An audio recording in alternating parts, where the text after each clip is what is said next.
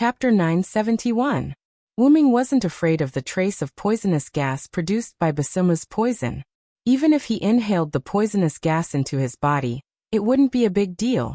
After all, the immunity effect would have some effect. But if it was a sea of poison on the scale of a flood, it would be a different story. Moreover, looking at the poisonous liquid that was rapidly spreading on the ground below like a flood, Wu-Ming inexplicably felt a trace of disgust. This made Wu-Ming feel that it would be better for him to fly into the sky. Let's not talk about other things first. This poisonous liquid looked really disgusting. After all, it was spat out by Basuma's mouth. This made Wu-Ming directly reject the plan of using the Heaven Lock to deal with Basumu. Even if Enkidu wasn't afraid of poison, he didn't want Enkidu to be stained with this stuff. He guessed that Enkidu wouldn't want to either. The venom spread all over the ground, and even Gorgon was caught in it. But for some reason, Gorgon wasn't affected by the poisonous liquid. Was it because he was the goddess of magical beasts, or was he affected by the black mud? Looking at Gorgon, whose wounds had completely healed, Wu-Ming couldn't help but think so. The black mud gushing out of Gorgon's wounds had also stopped, but the black mud didn't spread. It just wrapped around Gorgon's body. That was why Wu-Ming guessed that it was because of the black mud that Gorgon wasn't affected by the poisonous liquid. Then Wu-Ming flew directly to Gorgon. Due to the recovery of his self-healing ability, Gorgon's magic eye that was originally destroyed by Wu-Ming was now slowly recovering. The magic eye was a big killer for Gorgon, but it was also a very troublesome existence for Wu-Ming, so Wu-Ming couldn't wait for Gorgon's magic eye to recover. The so-called take advantage of someone's illness was the current situation. Gorgon's demon eye had yet to recover, and the snake hair alone was not enough to stop Wu-Ming's advance. Therefore, Gorgon could be said to be a lamb waiting to be slaughtered by Wu-Ming. However, Bashiomu would not let Wu-Ming kill Gorgon. Bashiomu was like a loach, slipping through the sea of venom it spewed out.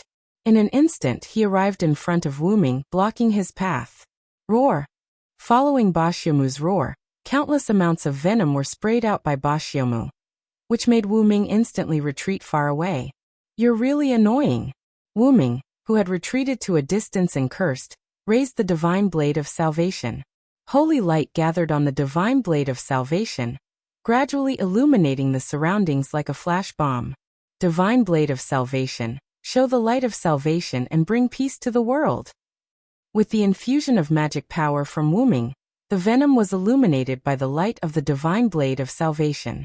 In the next second, the venom began to gradually dissipate as if it had met its natural enemy. It did not turn into gas, but directly disappeared. As the name suggested, the light of salvation that came with the divine blade of salvation had a strong effect on these filthy things. Not only did the divine blade of salvation have an effect on the venom, but it also reacted to Bashiomu, who released it. Roar! Bashiomu let out a blood-curdling scream, as if a vampire was directly exposed to the sun. His whole body emitted purple smoke. Gorgon seemed to be slightly affected as well.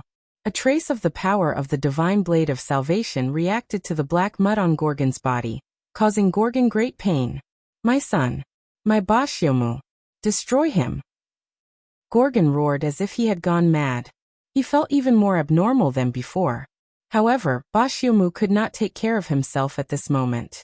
Like a loach, he rolled around in the gradually disappearing sea of venom. But in the next second, as if it had reached its limit, the black mud on Gorgon's body began to spread. At this moment, Gorgon was like a fountain of black mud gushing out endlessly. A large amount of black mud covered the venom on the ground, and Bashiomu was also covered by the black mud. Not good. Wu-Ming could not help but be shocked. He knew better than anyone what would happen to an existence eroded by the black mud. Every existence eroded by the black mud would become hostile to Wu-Ming, and their strength would greatly increase. Sure enough, Bashiomu, who was no longer rolling around after being covered by the black mud, slowly stood up. His originally dark green body had turned into a black snake, and his forelimbs had disappeared for some reason. It could be said that he had turned into a snake in the truest sense. Gorgon, who had become the fountain of the black mud, was now completely covered by the black mud. She abandoned Wu-Ming and walked towards the north wall, which surprised Wu-Ming. If Gorgon went to the north wall, then the people in the north wall would definitely be finished. Even if they had servants, it would be useless. Gorgon, who had obtained Tiamat's authority, could not be dealt with by the number of servants. Now that he was covered by the black mud, it was really a big crisis. Wu-Ming subconsciously wanted to stop Gorgon, but someone stopped him first. Hiss! Bashyomu, who had turned into a black snake, appeared in front of Wu-Ming. He made a strange roar and directly opened his mouth to bite Wu-Ming. In an instant, Wu-Ming was swallowed by Bashyomu. However, a few seconds later, a light appeared on Bashyomu's stomach. The next second, the light exploded and Wu-Ming flew out from it. Because of the light of salvation, Wu-Ming was not contaminated with the poison. No, it should be said that he was not contaminated with the black mud. Bashyomu, who had been eroded by the black mud, had turned into black mud. His mouth and stomach were full of black mud, but it was also full of poison. This guy's speed has become a lot faster. If Wu-Ming could still look down on Bashyomu before, now that Wu-Ming was facing Bashyomu who had been eroded by the black mud, he could no longer do so.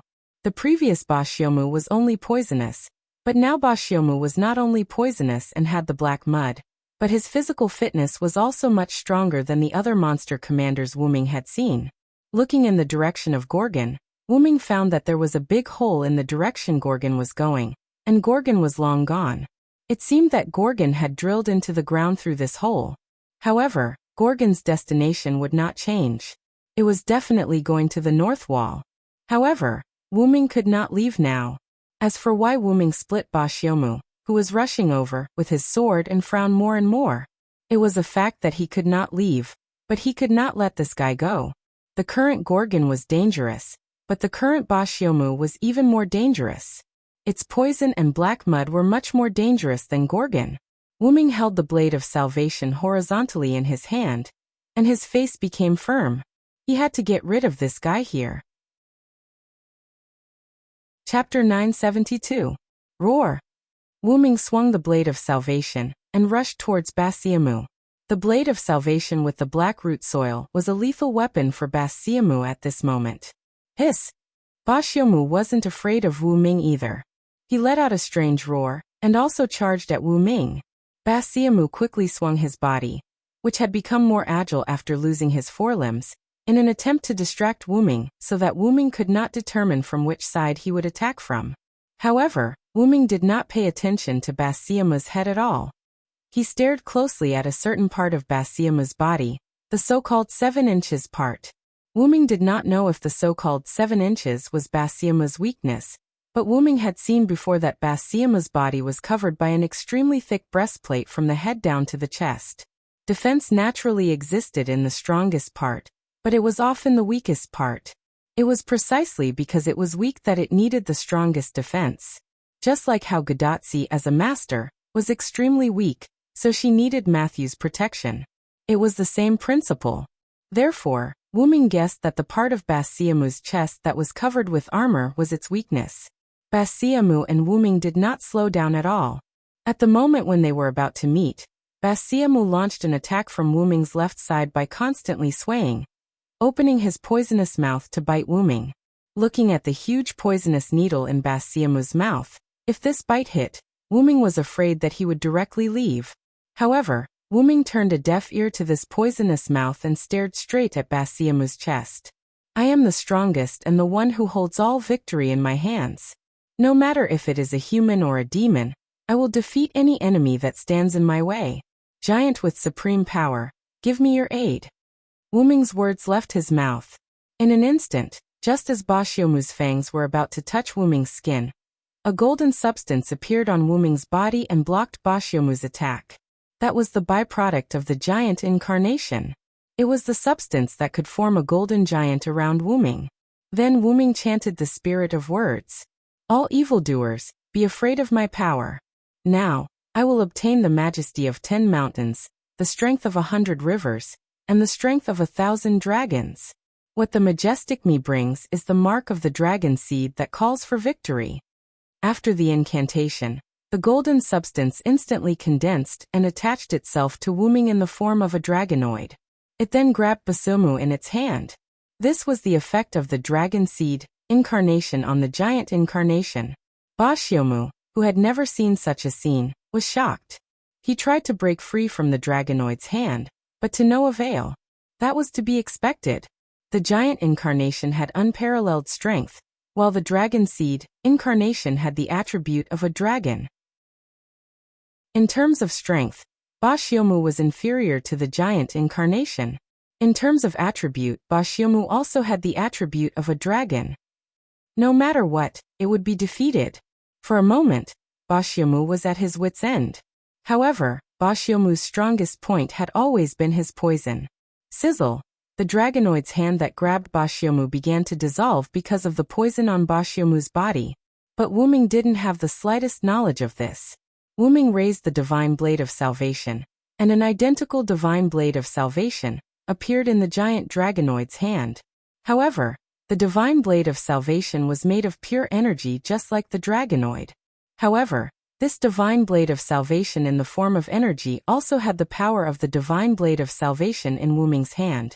Divine blade of salvation, burst forth with the thunder of salvation. Help me eliminate the world's suffering. Along with Wuming's words, the dragonoid raised the divine blade of salvation in its hand. Kacha! Suddenly, a thunder from the cloudless sky suddenly fell on the divine blade of salvation, and the entire divine blade of salvation made of energy instantly became real. It felt like a real divine blade of salvation. The whole Mesopotamia seemed to have heard the thunder. Whether it was demonic beasts, humans, or servants, they couldn't help but look up at the sky. But then they returned to the matter in front of them, which was fighting. On Wuming's side, Bashiomu, who was tightly held in the dragonoid's hand, showed fear. He was already struggling, but now he was struggling even more fiercely as if his body was about to break. Kacha! Another thunder, but the sound was not as loud as before. Splat! Bashiomu, who had been cut in half, kept flopping on the ground like a dehydrated fish. The broken part was the part below the head and above the chest, which was the so-called 7 inches. This caused Bashiomu, who had been cut in half, to look like his tail was several times longer than his head. Bashiomu did not break in half by himself, but by the divine blade of salvation. The second thunder came from the divine blade of salvation, which was what Bashiomu wanted. He successfully escaped from the dragonoid's hand. However, Bashiomu, who had escaped from the dragonoid's hand and fell to the ground, slowly stopped flopping. It seemed like Wuming's guess was right. That was Bashiomu's weakness. Enemies eroded by the black origin mud would indeed pose a threat to Wuming, but not every enemy was as powerful as Gidia. Even if Bashiomu was strengthened by the black origin mud, he was still no match for Wuming after Wuming attacked his weakness. However, as the saying goes, cut the grass and dig up the roots. Who knew if Bashiomu was faking it? It would be bad if Bashiomu bit Wuming when he let his guard down or left Wuming. After all, snakes were also creatures that knew how to deceive. The dragonoid raised the divine blade of salvation again, but this time it was not the thunder of salvation, but the light of salvation. Huff! A flame appeared at the tip of the divine blade of salvation. The flame gradually grew bigger, and slowly became an existence comparable to the sun. Wuming had used this sun many times. This was another way to use the light of salvation. The original illumination of all things was only a low-level light of salvation. When it turned into a flame, it was the true manifestation of the light of salvation. It was a light that was enough to kill Bashiomu. Bashiomu let out a strange roar again, but this time, his voice was filled with the fear of death. Purify the filth, light of salvation. As Wuming whispered softly, the sun on the divine blade of salvation was like a fountain of flames. It continued to radiate flames to the surroundings, enveloping Bashiomu, the black origin mud on his body, and the poison that was mixed with the black origin mud in the surroundings. The black origin mud and the poison were all destroyed by the light of salvation, which contained the power of the origin. Bashiomu, on the other hand, died completely in the sound of burning flames. Chapter 973. While Wuming was killing Bashiomu, the beasts in the north wall were resting. The reason was that the commanders of the beasts were fighting near the north wall. Behind a relatively hidden mound, A gigantic seven-headed serpent was fighting with a white-clothed green-haired man. The two were precisely Musamaf, and the fake that had taken over Enkidu's body. However, he couldn't be called the fake Enkidu, so he decided to call him Jingu for now. Hiss, as a huge seven-headed snake, Musumafu didn't rush up to fight with Jingu. Instead, he fought with Jingu like a kite, as if he didn't want to launch a severe attack on Jingu, but also didn't want Jingu to leave. Kingu had a tangled expression on his face. As the son of the Warcraft goddess, Jingu had heard Gorgon's roar just now. Although Jingu was helpless to be regarded as a traitor by Gorgon, it could not be helped. He did not say it in front of that person, otherwise his brain would be affected. There was another thing that made Kingu feel helpless. The other commanders really treated him as a traitor. He wasn't a traitor. Even if he was, he couldn't fight with Musamaf, who was also a commander. Fortunately, Musamaf didn't have the intention to fight. Musamaf, I know you are afraid of me. You don't have to be like this. I don't have the intention to betray Mother. Musamaf was known to be a two-faced fence-sitter among the demon commanders. In the beginning, because there were more humanoid demon commanders than beast-type demon commanders, Musamaf had the intention to switch sides with the humanoid demon commanders. When he and Yukur fell into the underworld that was blasted open by Ishtar, he even used Yukur to send him to Ereshkigal to his death, thus covering his escape from the underworld. After that, when he saw that the humanoid demon commanders had lost their advantage, he turned back to the beast-type demon commanders.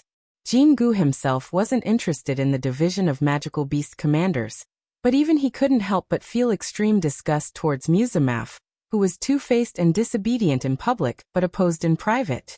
In Kinga's view, this guy wasn't qualified to be his brother. After Gorgon issued an urgent command to the demons, Basumu, who was commanding the demons to attack the north wall with Musamaf, rushed to Gorgon's side. Musamaf, who had volunteered to stay behind, was given the order by Basumu to kill Jingu, who had betrayed their mother goddess. However, Musamaf was a two-faced and cowardly commander. How could he fight Kingu to the death? This made Kingu look down on Musamaf even more. I think you have felt it too. Basumu has just died. The reason why you are here is because you are afraid of being killed by that man. That man will come here soon. If you continue to waste time with me, you will be killed by that man in the end. The commanders of the beasts had telepathy. Kingu had felt it when Basumu was killed by Wuming. Kingu believed that Musamaf must have felt it too, and Kingu was prepared to use this to scare Musamaf away.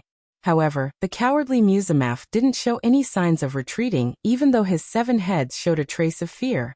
This was because he had also sensed that his mother goddess was rushing over. The fear on Musamaf's 7 heads was only because he was afraid of the man Kingu had mentioned. He had stayed behind voluntarily because he was afraid of being killed by that man when he went to support his mother goddess.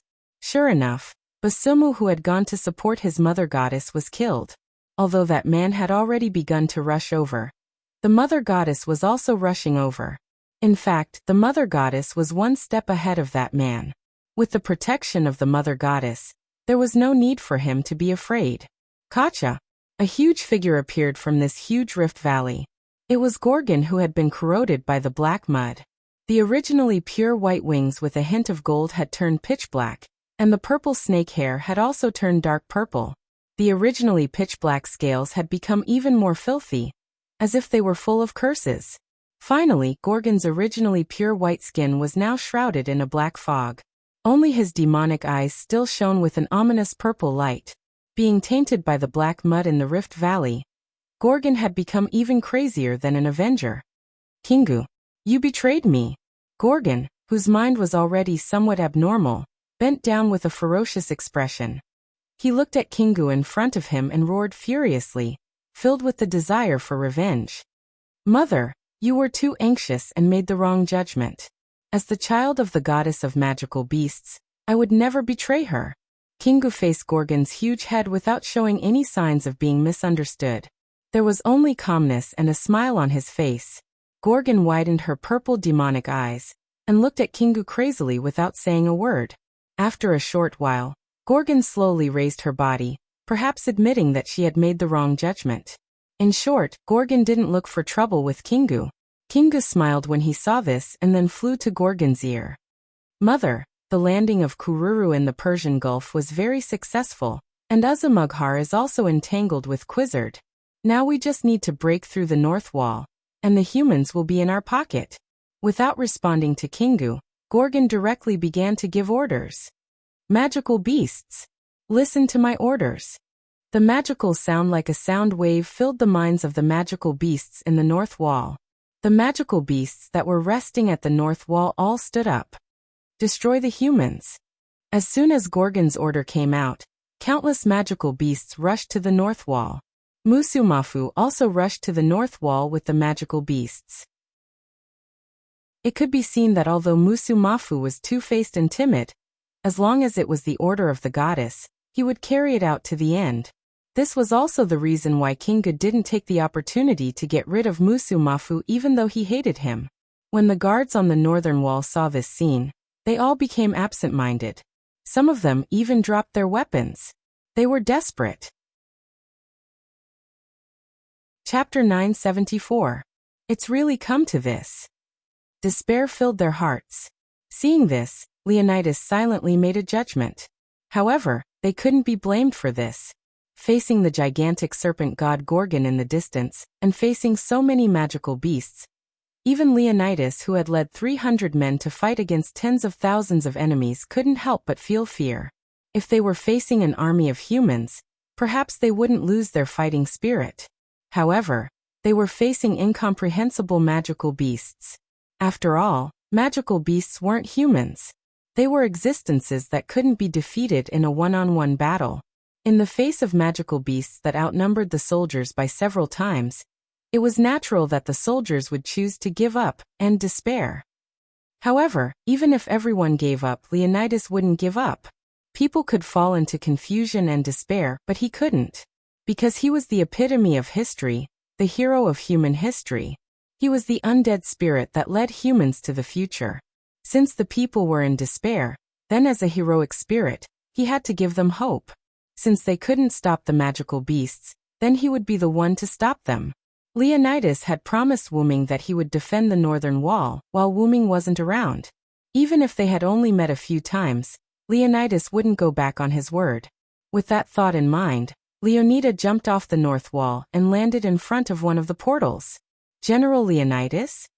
Some of them shouted in fright, but most of them were already speechless. Ignoring the situation of the people on the northern wall, Leonidas looked straight ahead and silently watched the demons charging towards him. Step by step, he walked forward. At this moment, it would be a lie to say that he wasn't afraid. At this moment, Leonidas was nervous and afraid, but more than that, he was excited from the bottom of his heart. This scene was much more magnificent than when he led 300 elites to fight against the Persian army. When he faced the Persian army, he was nervous, afraid, and other negative emotions. He was afraid that he would fail, and if he failed, his family and the people of Sparta would be ravaged by the Persian army. Leonidas was worried about everything. However, something happened.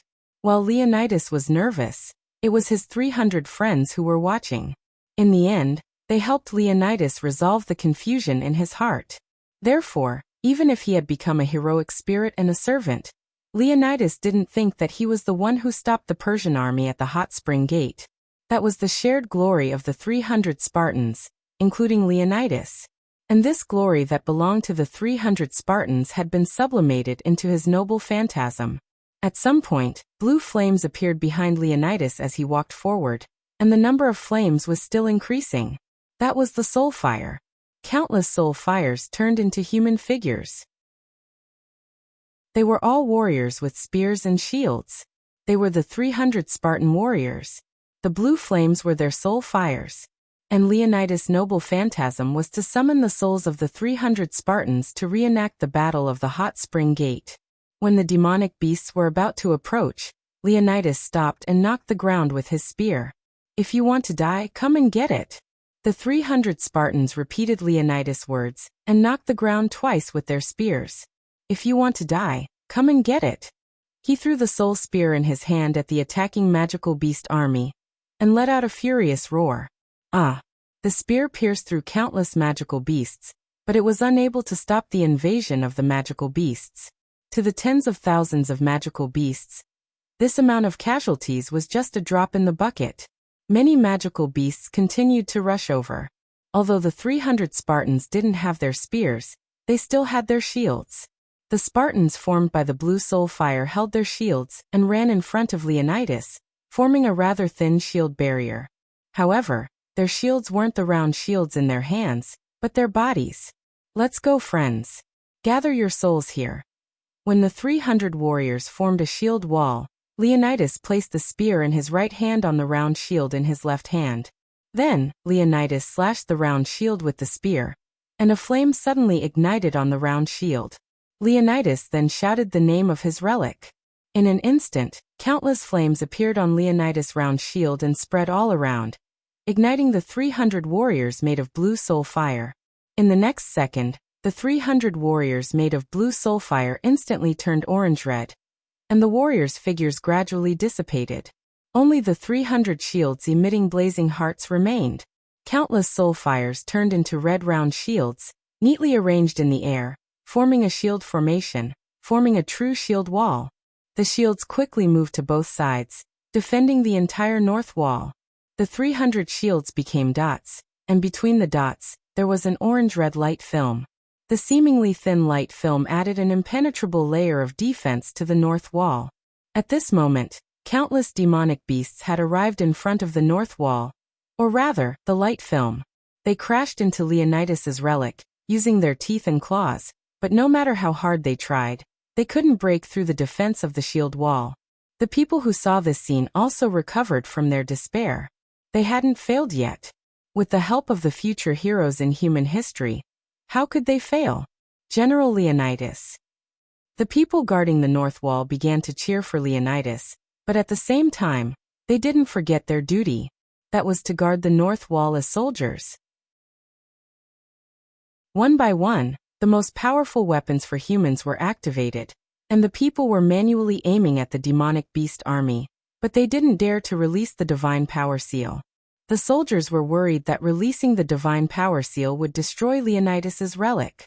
Therefore, they could only watch in silence, clenching their fists, gritting their teeth, and blaming themselves for giving up just now. Leonidas, who turned back to look at this scene, smiled because the soldiers had regained their fighting spirit. As long as the soldiers' despair and giving up were dispelled, Leonidas felt that this trip was worth it, even if he had to sacrifice himself in front of the demonic beasts. However, in the next moment, something unexpected happened. Chapter 975. Jina Wang Lutan's second scenery. Suddenly, the voice of a young female general entered Leonidas' ears. Dan no Yura aso Tobi. In an instant, a few silhouettes flashed past the demonic beasts outside of Leonidas' noble phantasm. After a few flashes of light, a large amount of demonic beasts' blood splattered all over the place. The purple blood gushed out like a fountain, and splashed onto Leonidas' noble phantasm's light barrier. This is General Nuwakamaru. Leonida immediately recognized the owner of this technique and voice. It was the Tengu girl, Nuwakamaru. However, not only Nuwakamaru, but also Nuwakamaru's warrior monk, who had been following Nuwakamaru, also came here. Your Excellency Leonida, this humble monk and Master Nuwakamaru have begun to move freely under King Gilgamesh's orders. It seems like this humble monk and Master Nuwakamaru are not late. A man with many weapons on his back and Bicento in both hands, Musasobo Benkei, walked to Leonida's side from behind and stood upright with weapons in his hands. Oh, General Baiching, you're here too. Leonidas was deeply moved. As a comrade who had fought alongside him, the meticulous Leonidas naturally sensed the fear of death in Takeshi Kei's heart. He did not expect that Kei would be able to come to the front lines. If it was the Musasobo Benkei who didn't go through the beheading operation, no one would think that Musasobo Benkei was a coward. However, after surviving the beheading operation, Musasobo Benkei could be said to have changed into a different person, or it could be said that he no longer suppressed the fear in his heart. After that, everyone could see that Musasobo Benkei was afraid of the battlefield and demonic beasts. And of course, Those who saw Musasobo Benkei's cowardice included Leonida. However, the cowardly Musasobo Benkei came to the front line with new Wakamaru. How could Leonida not be surprised? This humble monk is just a coward who carries the name of Musasobo Benkei. Since this humble monk carries the name of Musasobo Benkei, this humble monk will fulfill the duty of Musasobo Benkei and follow Master Nuwakamaru at all times. Musasobo Benkei, or rather the Sea Lord who carried the name of Musasobo Benkei, said something that surprised Leonida's words. Leonida could tell that this soldier monk wasn't lying. He stared straight at Nuwakamaru, who was flying up and down among the demonic beasts without the slightest hint of fear or cowardice. Ha ha! Looks like King Gilgamesh's decision to let you stay by General Nuwakamaru's side is quite effective. Leonida laughed heartily. As a hero who left his name in human history, the soldier monk standing next to Leonidas, regardless of whether it was Bianqing of Musashi or Haizun of Changlu, as long as he was still a heroic spirit, he would definitely be able to overcome the fear in his heart. The only thing that would affect him was when he would wake up. Gilgamesh knew this very well, which was why he let Musasobo Benkei stay by Nuwakamaru's side. Nuwakamaru didn't disappoint and successfully pulled Musasobo Benkei back from the hell of cowardice. Ahem. General Leonida, we are still at war. Musasobo Benkei couldn't help but remind him. Leonida's laughter sounded like a party. Leonida's laughter wasn't soft. Not only did Musasobo Benkei hear it, but even Nuwakamaru, who was fighting the demonic beasts outside the light barrier, heard it. Hey, General Leonida, this isn't the time to laugh, right? How long can your noble phantasm last? Nuwakamaru, who was jumping around and killing the demonic beasts, one of the Nuwakamaru who was closest to Leonida, couldn't help but complain. Then he quickly asked about the matter at hand. Nyoruawan, who used the eightfold jump, used the demonic beasts as a springboard.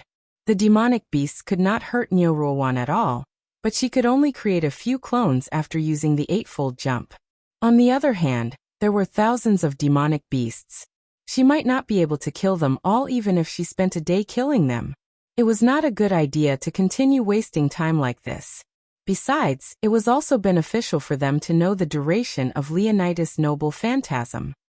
I'm sorry, my noble phantasm can only last for a short period of time. It's reaching its limit soon. Just like what Leonida said, his noble phantasm could only last for a short period of time. The reason why Leonidas sacrificed himself to protect his allies at Hot Spring Gate was to give his comrades the opportunity to counterattack. Leonidas believed that they could do it, and that they would be able to do it under his protection. His noble phantasm, the guardian of the Flame Gate, also appeared at Hot Spring Gate.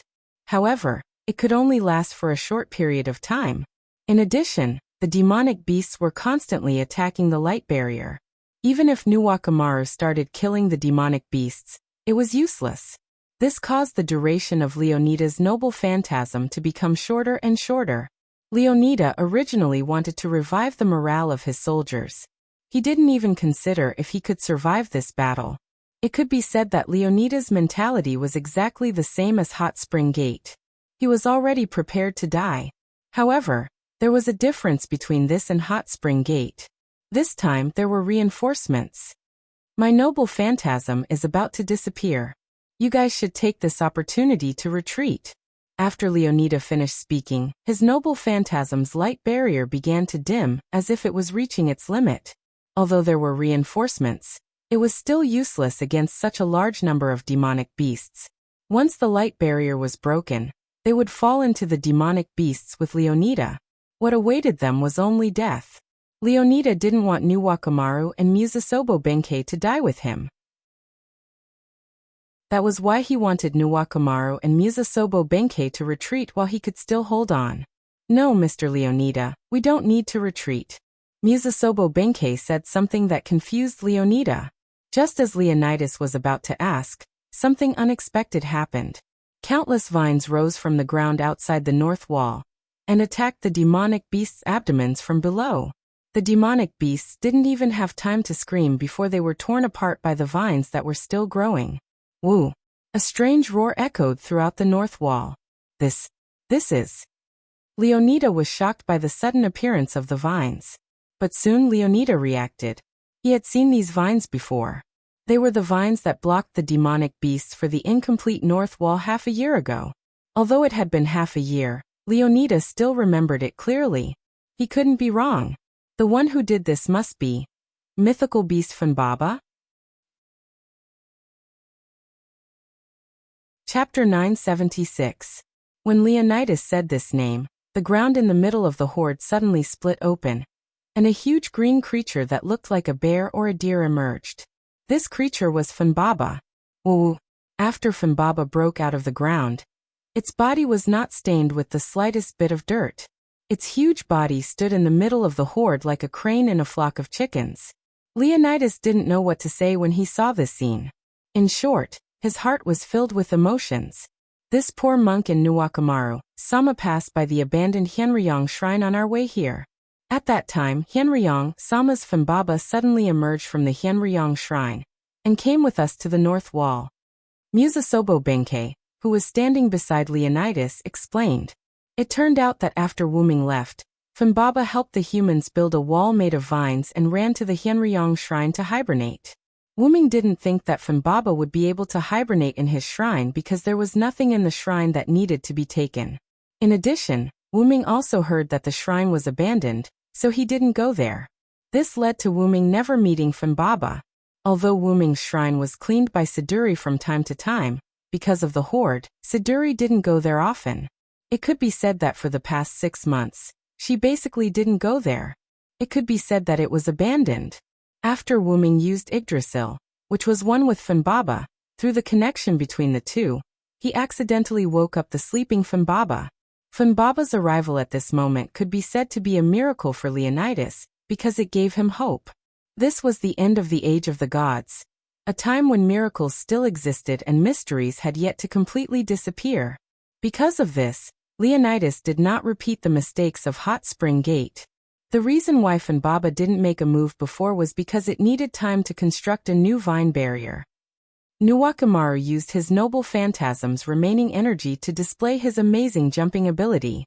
He jumped from the top of Leonidas' noble phantasm and landed steadily beside Leonidas and Musasobo Benkei. The vines that rose from the ground in front of the light continued to thicken and intertwine with each other. Just like Nuwakamaru said, they gradually formed a vine barrier and protected the entire north wall.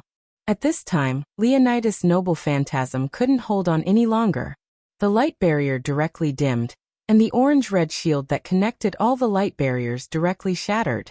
Leonidas staggered, but before Musasobo Benkei could help him, Leonidas used his spear to support himself and stood up straight again. "Are you okay, Your Excellency Leonidas?" Musasobo Benkei couldn't help but ask. The consumption of magic is a bit high. After all, Leonidas' noble phantasm protected the entire north wall, so the consumption of magic was naturally not small. "Since you can still move, then you should be able to kill monsters," Nuwakamaru said as he used his thin green sword to pierce through the gaps of the vine barrier and kill the monsters that continuously attacked the vine barrier one by one. Although this was not the style of a general, at least he didn't have to worry about his life. It saved him time and energy, and he only needed to use his weapon to successfully stab the monsters. After all, this was war, and only victory was the foundation of everything. And with Funbaba's surprise attack, no matter how many magic beasts there were, their efforts would be futile. Due to the impact of Funbaba's appearance, countless monsters around were sent flying. Then countless monsters swarmed towards Funbaba, who wasn't a monster, and prepared to tear this enemy apart. They were under the influence of Gorgon, and no longer had fear.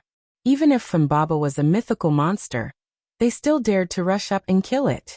However, even after 2 rounds of strengthening, the monsters were still no match for Funbaba. The only advantage the monsters had was that they became fearless because of Gorgon's final command. If their opponent was a human, perhaps the monster's fearlessness would be extremely terrifying. Unfortunately, the monsters were facing a mythical monster, Funbaba. Woo-woo. Funbaba let out its unique roar while summoning vines from the ground to attack the monsters that approached it. The monsters couldn't get close to Funbaba at all. When they got close, they were either pierced by the vines or crushed by the vines. Countless monsters' blood splashed on the ground, but because of the distance, there wasn't a trace of purple blood within a few meters of Funbaba. It looked like it was handling the situation with ease. At this moment, Funbaba's hind legs were bent, its butt was on the ground, and it was using its forelimbs to support its body. It looked like Funbaba was quite noble. As more and more monsters were killed by Funbaba, Musumaf, as the monster commander, made his move.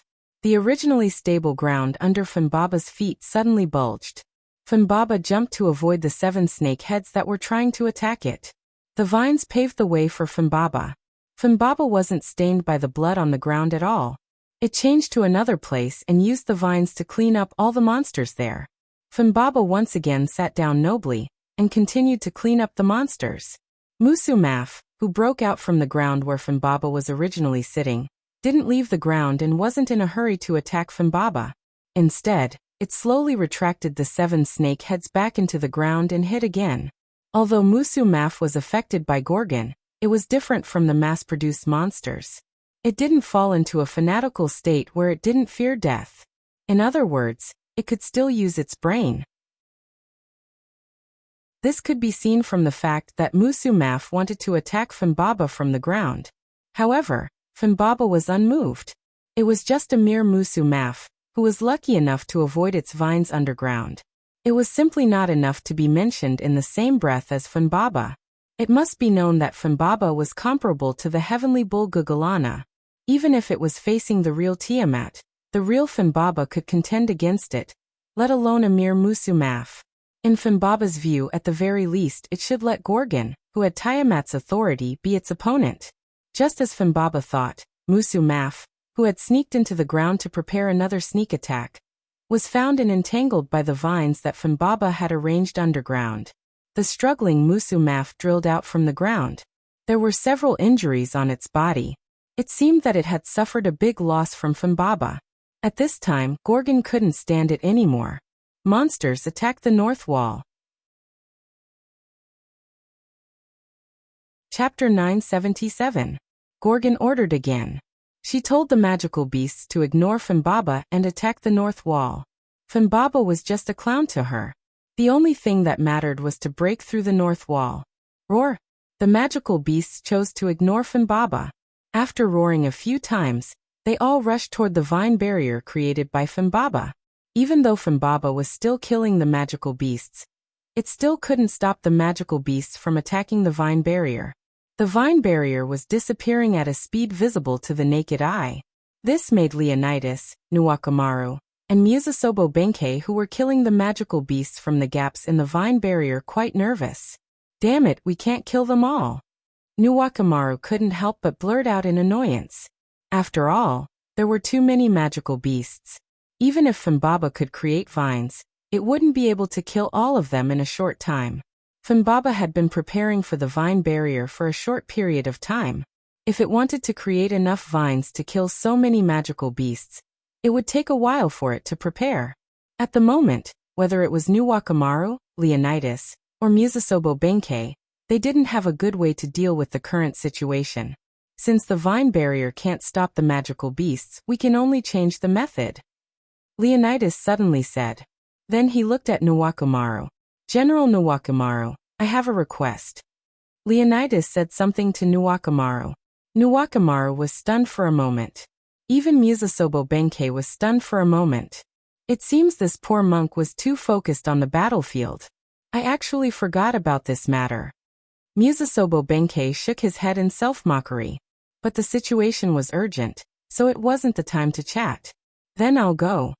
After Nyo Rowan finished speaking, he immediately ran towards the north wall, as if he was flying.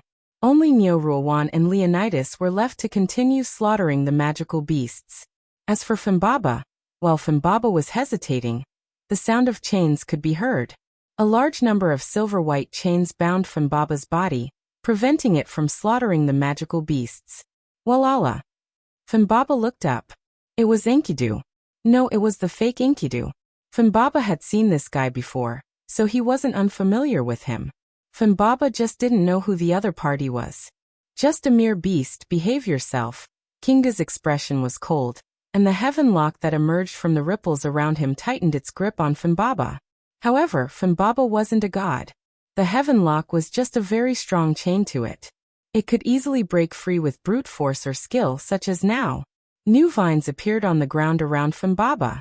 These vines didn't attack the magical beasts that were passing by.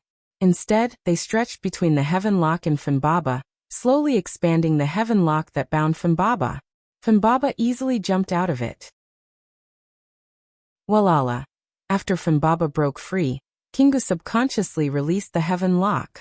The heaven lock turned into golden light and dissipated with the sound of chains. Sure enough, the heaven lock doesn't have much effect on a beast like you. Kingu wasn't surprised by this result. Whether it was himself or Funbaba, he knew that if they really fought, he might not be able to subdue this mythical beast that was stronger than a bull. It was also because of this self-awareness that Kinga's task wasn't to kill or trap Funbaba. His task was only to distract Funbaba and provide cover for others. Rumble. The ground under Funbaba's feet suddenly shattered. A large amount of land fell into a pitch-black abyss, and the area was so large that almost 1/6 of the magical beasts suffered this disaster. Funbaba stepped on the vines that grew out of the ground that hadn't completely collapsed, trying to use them as stepping stones to escape. However, a huge snake tail that was about the same size as Funbaba suddenly stretched out and pulled Funbaba into the ground. If someone paid attention to Gorgon, they would find that Gorgon had disappeared at some point.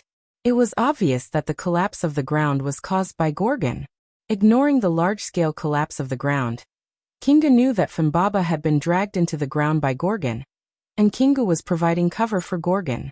Funbaba was comparable to a bull, and only Gorgon could defeat it.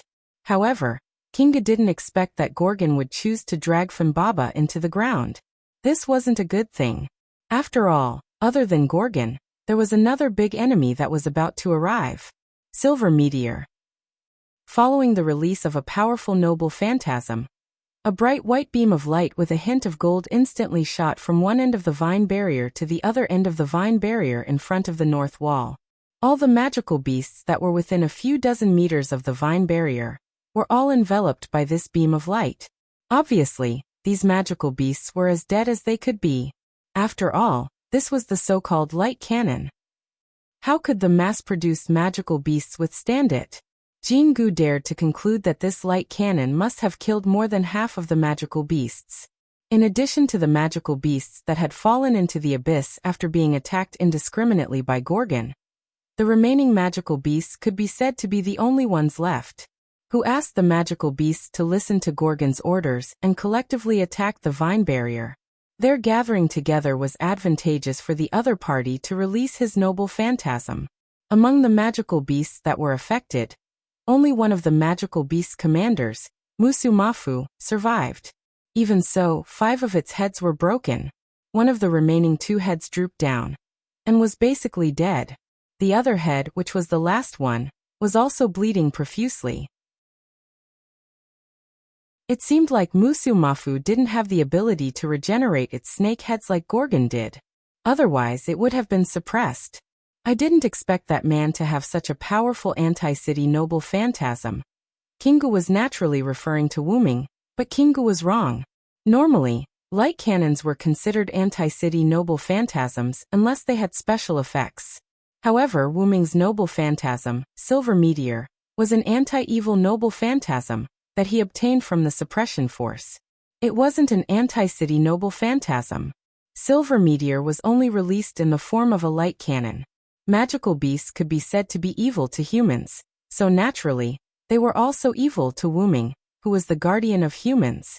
However, even if the other party wasn't evil, with the characteristics of Wuming's noble phantasm, he could forcefully add an evil attribute to the magical beasts. It was just that the magical beasts themselves didn't require Wuming to do so. However, Wuming still felt that this was too much of a coincidence. Chapter 978. This was also the reason why one of the surviving demonic beast commanders, Musumafu, was in such a miserable state. If it weren't for the fact that there were too many demonic beasts, which helped Musumafu block a portion of the attack, Wuming's attack could have easily killed Musumafu. Silently shaking his head, Kingu wanted to give up on these demonic beasts. Anyway, his mother and the new humans were not harmed. As long as his mother came out, this world would be over. No one could stop his mother. Even that man, in Kingu's opinion, could not stop his mother from destroying Mesopotamia and cleansing the human race. After thinking about this, Kingu focused his eyes and looked in Wuming's direction. His mother was a great enemy, so he had to pay attention to her movements. Moreover, he was so far away, so he shouldn't be affected. With Enkidu's powerful eyesight, Kingu easily saw Wuming in the distance, who was holding a broken lightsaber. Ugh! This made Kingu feel a headache again, and he couldn't help but groan. This made Kingu shocked. He was shocked because he still couldn't get used to facing that man. And the situation seemed to be getting worse. At this moment, Gorgon had run underground. This was really bad. In the distance, Wuming removed Meteor Silver's noble phantasm liberation and gathered the broken lightsaber in his right hand, turning the broken lightsaber back into a bright silver knight's sword. After Wuming killed Bashyomu and used the divine blade of salvation to clean up the poison in the surroundings, he must have rushed over from the north wall without stopping. However, because Wuming had already sensed Funbaba's aura at the north wall, he was not in a hurry. Therefore, Wuming hid himself and went around to the inconspicuous edge of the north wall, ready to act according to the situation. After all, no matter when, the enemy is in the open while I'm in the dark, was quite advantageous. Coincidentally, Gorgon made the demonic beasts ignore Funbaba and attack the vine barrier instead. This gave Wuming an opportunity. When the demonic beasts rushed up to attack the vine barrier, Wuming directly took out the meteor silver that had accompanied him for a long time, and directly released its evil noble phantasm, successfully killing most of the demonic beasts. The reason why Wuming did not use the divine blade of salvation was entirely because in the current situation, meteor silver was more useful than the divine blade of salvation, and also because it had been a long time since Wuming had meteor silver. Although it was a noble phantasm's noble phantasm, it was a noble phantasm had accompanied Wuming was a noble phantasm of salvation. Wuming opened the dragon lair and put away the meteor silver. Then he raised himself up and took in the entire north wall. After being affected by Gorgon's attack and being blasted down by Wuming's light cannon, the demons attacking the northern wall were almost completely wiped out. At most, there was only a sixth of their original numbers left, and a half-crippled demonic commander. However, even if there were only these demonic beasts left, the number of demonic beasts was still considerable, at least to the humans. However, Wuming had already helped them a lot, and it was impossible for him to continue helping them. After all, if the humans were to completely rely on God, Gilgamesh's will of separation between man and God would probably die directly. Therefore, the remaining demonic beasts could only be eliminated by the humans themselves. In addition, Wuming had a more important point. Wuming saw the fake Enkidu that seemed to be Kingu. Wuming had a feeling that the other party must be an extraordinary existence in this singularity. Perhaps the other party was hiding some secrets that Wuming did not know about, such as Tiamat. Wuming immediately flew towards Enkidu. When Enkidu noticed Wuming coming over, he immediately dived into the bottomless abyss that was opened up by Gorgon. Wuming stopped above the bottomless abyss, then glanced at Leonidas and Musasobo Benkei, who were protected by vines. After nodding to the two of them, Wuming did not hesitate and dived into the abyss. "Let's go, Mr. Bianqing. This place will be broken soon. We should retreat." The vine barrier was consumed by the previous magical beasts. It was estimated that it would not last long.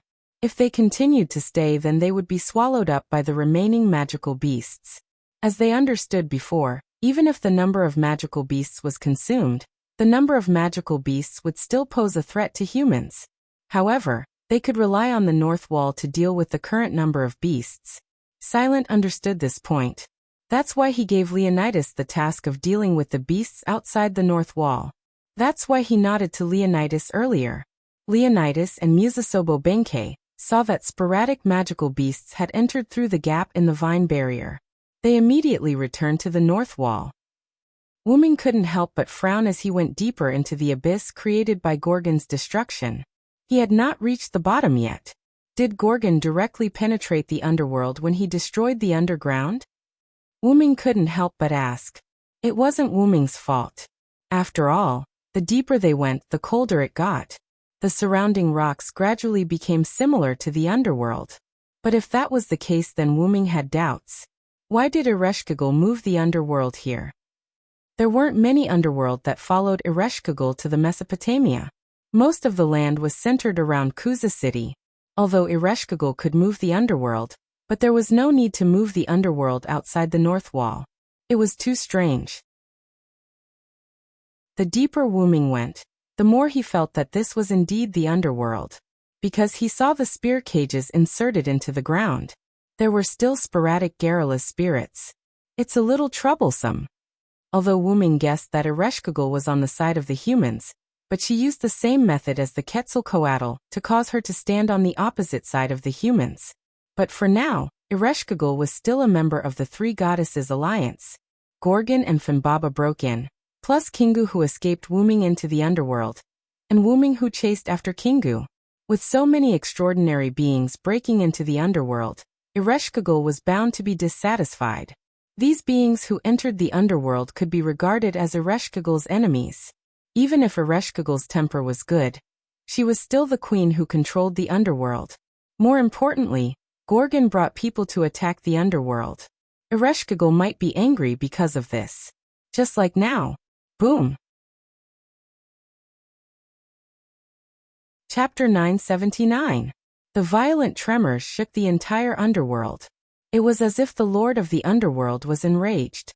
And this angry Lord of the Underworld could only be Ereshkigal. Sure enough, she's angry. Wuming couldn't help but nod. He was right. It was like a person who liked to live alone. If several uninvited guests suddenly broke into this person's house, and they were the kind that fought, if Wuming was that person, Wuming would definitely be angry.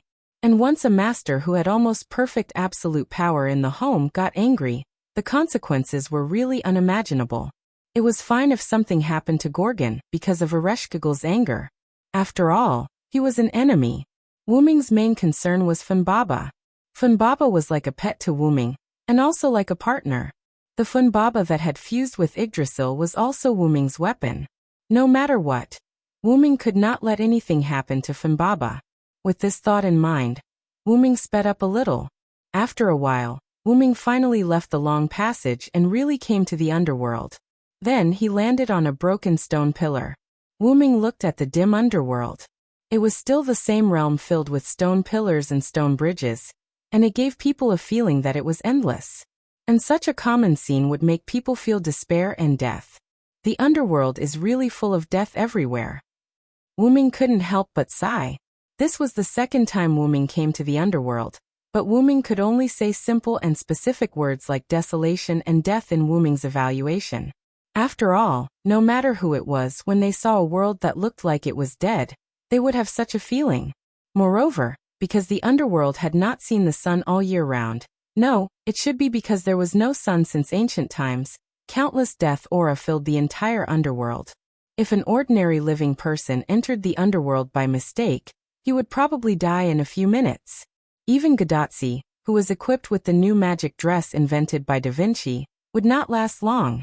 In a sense, preventing living creatures from entering the underworld could be regarded as saving others' lives in disguise. Although there were no living creatures in the underworld, there were many moving objects, such as the garrulous spirit, the soul reaper. Of course, there were also some resentful spirits that had left the spear cage and walked in the underworld because of the disrepair of the spear cage.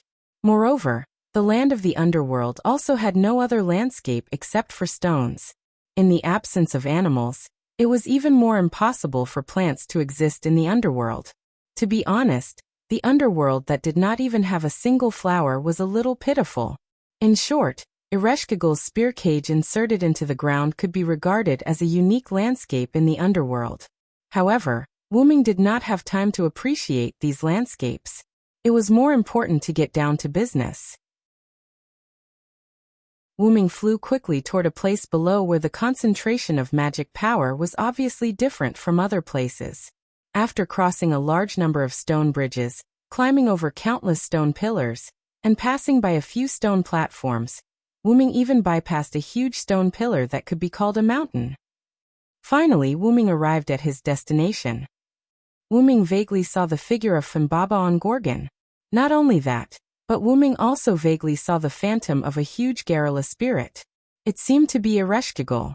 However, because of the death aura in the underworld, it had the effect of interfering with Wuming's vision, making Wuming unable to see clearly. But since he could not see clearly, he would take a closer look. He sped up and broke through the death aura of the underworld. The scene in the deepest part of the underworld was reflected in Wuming's eyes. Then Wuming could not help but be shocked. This was an extremely desolate and empty site without the slightest building. There was only desolation and vastness. However, this desolation made this site seem wider. However, this place was indeed larger than any platform Wuming had seen on the road. It was not a visual error, but Wuming's true judgment. Whether it was Gorgon, Funbaba, or the huge garrula spirit transformed by Ereshkigal, the three were not small, but when they were in this desolate open space at this moment, they did not seem crowded at all. On the contrary, they seemed quite small. However, Wuming was not surprised by this, but the situation at the scene. Funbaba was lying on the side obediently, which made Wuming breathe a sigh of relief. The huge garrula spirit transformed by Ereshkigal stabbed the light spear in her hand into the ground. Her body was still trembling slightly, and she seemed to be struggling. As for Gorgon, he was the one that surprised Wuming the most. The black mud completely covered Gorgon's body. The black mud, which could be considered a liquid, was constantly flowing on Gorgon's body, giving people the feeling that it was a lump of black mud in the shape of Gorgon that could flow on its own. However, Wuming was sure that this was Gorgon. Not to mention Gorgon's huge body, Funbaba entered the underworld with Gorgon. What's more, as the lord of the underworld, Ereshkigal was personally present. This lump of black mud was definitely Gorgon. However, how did Gorgon become like this? Wuming was used to Gorgon's changes due to the black mud from time to time, but the change this time was really not trivial. Those who did not know would think that this was really a lump of black mud. Not only that, but Gorgon was also surrounded by huge stones, and the black mud on Gorgon's body seemed to be restricted, unable to flow out of the circle formed by these stones. At that moment, Wuming saw what was going on. Gorgon should have been restricted by Ereshkigal using the authority of the underworld, but judging from Ereshkigal's situation, she seemed to be struggling quite a bit. Perhaps the restriction on Gorgon would not last long. And Funbaba should know that it could not help much, so it lay on the side and rested. However, just as Wuming was thinking, Funbaba, who discovered Wuming, immediately got up and ran over. Woo woo woo. Funbaba directly rubbed its big green fur face against Wuming, and it also made a cheerful cry. This could be said to be the first time Funbaba and Wuming officially met after being separated for so long. Although it was in the underworld, Funbaba was still very happy. Now that Funbaba discovered Wuming, Ereshkigal naturally also discovered the existence of Wuming. Xian. Yanriyang. Ereshkigal's huge garrula spirit couldn't help but cry out. If only listening to the voice, it was somewhat similar to Ishtar's voice, and more importantly, this voice was full of panic, which made people feel that it was quite cute. However, Wuming, who heard this voice, was directly stunned.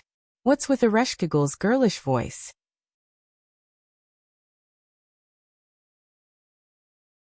Chapter 980. Ereshkigal. Wuming asked doubtfully, and he couldn't help but raise his eyebrows. Any intellectual existence could see that Wuming was very confused at the moment. Funbaba was like this, and Ereshkigal was even more so. However, this was something that couldn't be helped. Wuming had only seen Ereshkigal once. It was when he met Ereshkigal in the underworld near Abyff Mountain.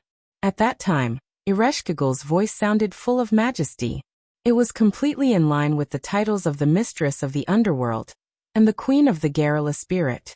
But the voice that Ereshkigal made just now could be said to be completely different from the voice that Ereshkigal made before. It was like two different people.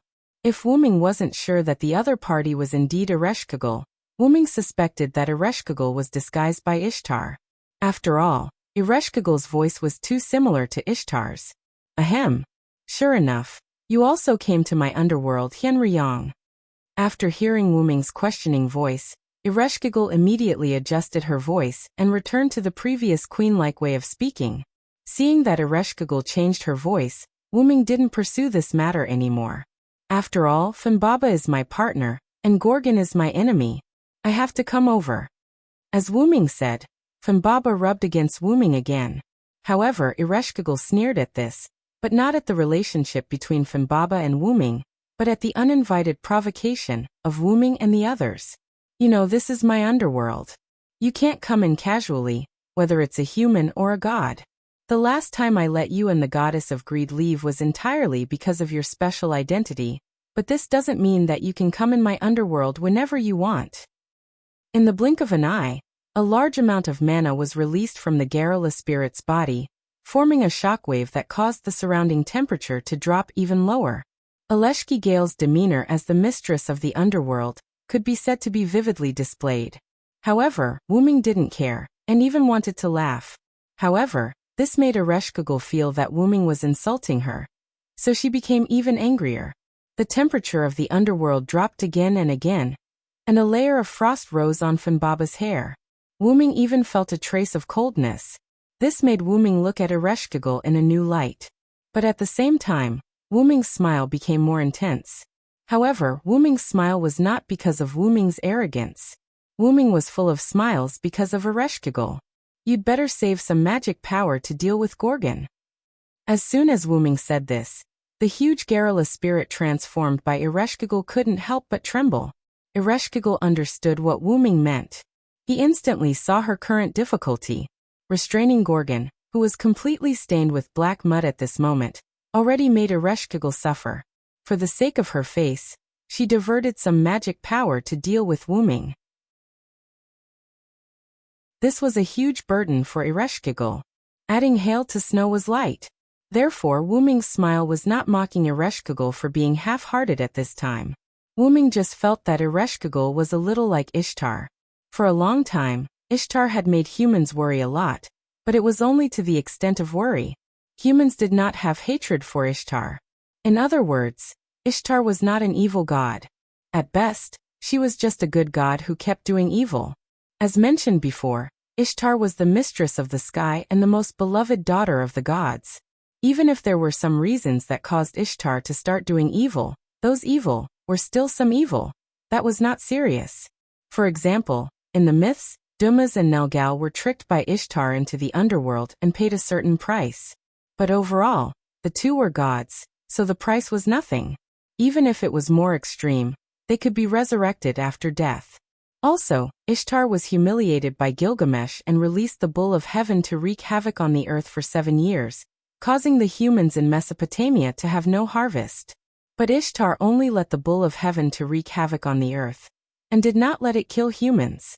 It could be said that as the mistress of the sky, Ishtar was completely a barbaric princess who often indulged herself, but had a certain level of propriety, although Ishtar's propriety was very low. In short, in Wuming's view, as a god who was the same divinity as Ishtar, but with a different side of divinity, Ereshkigal was not that bad. Ereshkigal's position in the myths was an evil god. She was the ruler of death and corruption, the queen of the underworld who ruled over the underworld. She was an evil god who was feared by humans. Before he met Ereshkigal, Wuming originally thought that Ereshkigal was an evil god who was described by the world. But after their last encounter, Wuming discovered that Ereshkigal actually loved humans very much. She was just prepared to use methods that the world could not accept to save humans, just like the feathered serpent god. And Ereshkigal's panicked voice to Wuming just now exposed some information about Ereshkigal, such as her sternness was fake. Ereshkigal was probably different from how she appeared and the myths that the world spread. Wuming felt that Ereshkigal was probably a goddess who was very easy to talk to. Ereshkigal and Ishtar were different sides of the same divinity. Ishtar was the mistress of the sky, a goddess who was in charge of harvest, a goddess who represented life, while Ereshkigal was the mistress of the underworld, a goddess who was in charge of corruption and death, a power that was undoubtedly feared. The powers of the two were opposite to each other to a certain extent. Since that was the case, Their personalities might also be opposite. For example, Ishtar was the opposite of not easy to talk to at all and very arrogant, but Ereshkigal became very easy to talk to and kind to people. Wuming guessed that the world's fear of Ereshkigal was probably only because Ereshkigal was in charge of death, and Ereshkigal did not defend herself. Therefore, the human understanding of Ereshkigal stopped at a terrifying goddess. But because of this, Ereshkigal, who pretended to be cold and acted like a child in order to maintain the image that the world described, how could Wuming not feel gratified, amused, and laughed? Chapter 981. However, just 2 meetings could not prove anything at all. After all, these were just Wuming's guesses. Although they were close to the correct answer, guesses were still guesses. Before obtaining real information and hearing the truth from Ereshkigal, Wuming would not make a judgment easily.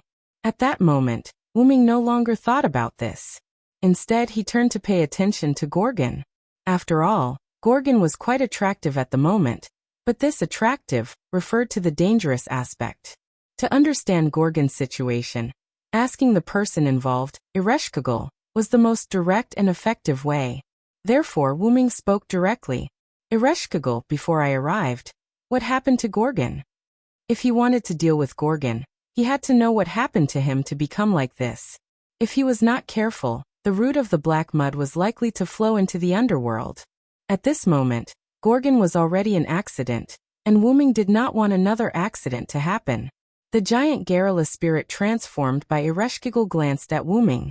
Although its huge skeletal eyes did not have eyeballs, Wuming could feel that Ereshkigal was indeed glaring at him, as if to say, "You are really rude." However, Ereshkigal finally told Wuming the truth. The battle between Gorgon and Fimbaba disturbed the garrula spirit and affected the peace of the underworld. However, because of the suppression of the underworld, the two were only fighting with brute force, and it did not cause much damage to the underworld. After all, the underworld suppressed divinity. Although Fimbaba did not have divinity, it was not a living thing, in a sense after fusing with Yggdrasil, so it would also be suppressed to a certain extent. However, the size of the two was there, and it did not matter if their abilities were suppressed. The result was just as Ereshkigal said. It became a situation of fighting with brute force. After that, I showed up and used the authority of the underworld to suppress Fimbaba and Gorgon. Even if the 3 goddesses' alliance was a cooperative relationship on the surface, it was a fact that Gorgon broke into Ereshkigal's territory and started a fight. However, because he did not attack Ereshkigal, Gorgon was not punished by the 3 goddesses' alliance. On the other hand, Ereshkigal used the authority of the underworld to suppress Ereshkigal, and did not cause any harm to her. In addition, it was indeed Gorgon who broke into the territory of the other goddesses, so the alliance did not punish Ereshkigal. In this contradictory situation where both sides made mistakes and neither side was wrong, simply put, Gorgon would be suppressed in the underworld, but Ereshkigal could not hurt Gorgon. But for some reason, Gorgon showed signs of resisting the suppression of the underworld. It should be known that any god who entered the underworld would be suppressed, and Ereshkigal was a god who was born to manage the underworld. She was even given the authority to be invincible in the underworld. Therefore, the active suppression personally implemented by Ereshkigal was more absolute than the passive suppression of non-living beings by the underworld. According to what Ereshkigal said, Gorgon and Fimbaba fought with brute force. It could be seen that the suppression of the underworld was indeed effective on Gorgon. However, the passive suppression of the underworld was effective on Gorgon, and the active and stronger suppression personally implemented by Ereshkigal on Gorgon was actually resisted by Gorgon? Most importantly, the agreement of the 3 goddesses' alliance was still in place, so how could Gorgon have the ability to resist? Hearing Ereshkigal's words, Wuming could not help but look at the origin black soil that completely covered Gorgon. The only existence that could make Gorgon resist Ereshkigal's authority was the origin black soil. After that, a lot of black matter emerged from Gorgon's body. Not only did it completely envelop Gorgon, but it also directly broke my suppression on Gorgon. Ugh, Ereshkigal, who said this, had a hint of panic, like a little girl who was pretending to be strong, and was about to cry when she encountered an unsolvable problem. Ereshkigal's instantaneous breaking of the suppression made Wuming look at Ereshkigal in shock again. Moreover, this also made Wuming feel that his previous guess was right. However, the huge skeletal face of Ereshkigal, which was transformed into the giant garrulous spirit, did not show any emotion at all. And Ereshkigal probably also realized that she had broken the suppression again. So she quickly adjusted her tone and changed the topic. Ahem. The reason why I can suppress Gorgon now is because I obtained the result at the cost of my divinity, but the effect is still quite forceful. Wuming could not help but be stunned. It turned out that Ereshkigal had used her own divinity as the price to barely suppress Gorgon. And Ereshkigal, who was constantly consuming her divinity, would definitely not be able to hold on for long. This was the reason why Ereshkigal looked like she was struggling. No matter how stupid Ereshkigal was, she could see that this black mud was not something good. If this stuff flowed into the underworld, not to mention the harm it would cause, just cleaning it up would make Ereshkigal vex for a while. The black mud is extremely corrosive. Inanimate objects are basically unaffected, but living objects might be an exception. If you allow the black mud to flow into the underworld, you'd better be prepared to give up on the underworld. Wuming's inanimate objects and living objects naturally referred to inanimate objects and living objects in a broad sense. For example, inanimate objects were the underworld, and living objects were the garrulous spirit. Wuming guessed that the black mud, which came from the same source as him, should also have the ability to ignore rules. It was precisely this ability that made Ereshkigal's suppression ineffective against Gorgon. Even if it could not compare to Wuming's ability to ignore the rules of the underworld, it was still very likely that Gorgon, who was engulfed by the black mud, could ignore the rules of the underworld of a world. However, Wuming's words gave Ereshkigal a fright. Is this thing so terrifying? But come to think of it, this thing attached to Gorgon allowed Gorgon to easily break through Ereshkigal's suppression. In the end, Ereshkigal had to pay the price of divinity to suppress Gorgon. Ereshkigal could naturally see that the black mud was different, but she did not expect Wuming to say such serious words. Therefore, Ereshkigal became a little dissatisfied. What do you mean by that?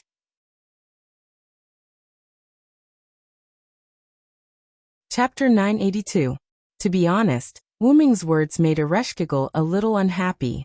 What did he mean by giving up the underworld? As the mistress of the underworld, Ereshkigal seemed to have unlimited power. She held the authority of the underworld, and could be said to be an invincible existence in the underworld. However, the disadvantage was quite obvious. Ereshkigal could not leave the underworld. It was not that Ereshkigal was unwilling to leave the underworld. She had no choice. As the cornerstone of the underworld's birth, Ereshkigal used the condition of not being able to leave the underworld, in exchange for the effect of being invincible in the underworld. Because it was not Ereshkigal's initiative, it was comparable to a curse. The underworld had only stones and the garrulous spirit. It was also dark all year round. No matter what, Ereshkigal was a girl. How could she be willing to stay here? It was only for the sake of responsibility. However, this was not the main point. The main point was that Ereshkigal and the underworld were closely related. It was not an exaggeration to say that the two had a symbiotic relationship. However, Wuming asked her to give up the underworld. What was the difference between that and asking her to die? In this regard, Wuming explained, "It's just an if. Don't be nervous. I won't let things develop to the point where the master of the underworld has no choice but to give up the underworld," Wuming said confidently. Wuming did not want to let Gorgon leave the underworld alive today. As Wuming spoke, he took out the divine blade of salvation from the golden ripples, and flew toward Gorgon's huge body that was engulfed by the black mud. Did he really come down just to find the Fambaba? Did he have no intention of getting rid of Gorgon? The answer was, of course, that he did. Due to the backlash from Tiamat's authority and the origin black soil, Gorgon's entire god had become somewhat abnormal. If Wuming had to make an analogy, it would be that Gorgon had transformed from an avenger to a madman. If he continued to let Gorgon run free, something could happen to him. Furthermore, the magical beast army had mobilized in full force. Taking this opportunity to annihilate the enemy was the best course of action.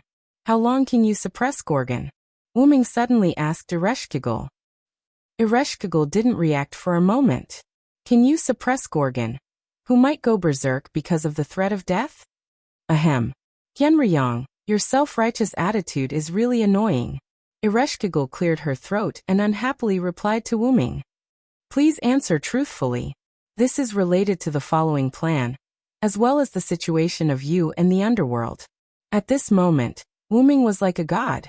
His expression was rather serious, and his tone was filled with an undeniable charm. Perhaps Wuming didn't mean this, but only the strong could decide everything. Wuming had a way to get rid of Gorgon. Since that was the case, he had to be stronger than Ereshkigal. Probably due to Ereshkigal's natural mischief, she didn't realize that the atmosphere between her and Wuming had gradually become one of a superior and subordinate. She only decided that Wuming had suddenly become much more serious. Wuming's sudden seriousness made Ereshkigal a little overwhelmed. It was just like how Ishtar faced Wuming. However, compared to Ishtar's grievance toward Wuming, Ereshkigal felt more uneasy toward Wuming. At that moment, Ereshkigal also subconsciously ignored the fact that she continued to dress up as the goddess of fear, and directly communicated with Wuming in her original voice. If I suppress her like this, I can suppress her until my divinity completely disappears. The pure girl's voice came from the huge garrulous spirit. It was slightly out of place, but Wuming's attention was no longer on this. He was paying attention to Ereshkigal's answer. The first half of the sentence made Wuming quite satisfied, but the second half of Ereshkigal's answer made Wuming stunned. As for whether I can suppress Gorgon who went berserk due to the threat of death, I don't know, Ereshkigal answered Wuming rather weakly. Probably because of her lack of confidence, Ereshkigal's last few words were pitifully soft. Fortunately, Wuming's hearing was good. However, Wuming hoped that he heard wrong. What do you mean you don't know? Wuming frowned. Ereshkigal's answer was related to the survival of the underworld. She gave Wuming an ambiguous answer like, I don't know. How could Wuming deal with Gorgon next? Wuming was going to stab Gorgon's heart with the divine blade of salvation, and use the power of the source in the divine blade of salvation, to kill Gorgon as the core. In this way, these source black mud without a core, were equivalent to lambs waiting to be slaughtered by Wuming. For the current Wuming to deal with the ownerless source black mud, Wuming expressed that it was a piece of cake. However, that was based on the assumption that Gorgon would not break Ereshkigal's suppression, due to the threat of death. Although Wuming could still kill Gorgon, if Gorgon, as the source of the source black mud, broke through Ereshkigal's suppression and allowed the black mud to flow into the underworld, it would be quite troublesome to deal with the aftermath. In the event of an accident, Ereshkigal, who could not leave the underworld, might become the core of the next source black mud. Although Wuming and Ereshkigal had only met twice, Wuming had a good impression of Ereshkigal. Wuming did not want Ereshkigal to become his enemy. Of course, even if the source black mud flowed into the underworld after Gorgon broke through Ereshkigal's suppression, Wuming had a way to get rid of the source black mud. However, in that case the underworld would probably be affected as well. In the best case, it would be half destroyed, and in the worst case it would cease to exist. After all, there were not many underworlds that followed Ereshkigal back to the Mesopotamia. If Wuming carried out the cleansing indiscriminately, the underworld that returned with Ereshkigal would probably disappear. In that case, Ereshkigal would probably also leave. The curse of only being able to stay in the underworld was no joke. Without the underworld, Ereshkigal would undoubtedly leave. Wuming did not want to kill the enemy by sacrificing people who might become allies. What was the difference between that and killing the criminal along with the hostage? If that was the case, Wuming might as well let the black mud enter the underworld and erode Ereshkigal. Anyway, the result would be that Ereshkigal would leave because of Wuming. It would be the same no matter which side it was. Therefore, Wuming asked Ereshkigal if she could suppress Gorgon who might go berserk. Wuming wanted to use the method with the least loss. After all, the three goddesses' alliance was the enemy of mankind. Gilgamesh would probably happily say something like, Isn't it great to take this opportunity to destroy the two pillars of the three goddesses' alliance? However, since Wuming saw that Ereshkigal did indeed have another hidden side, Wuming would not do that.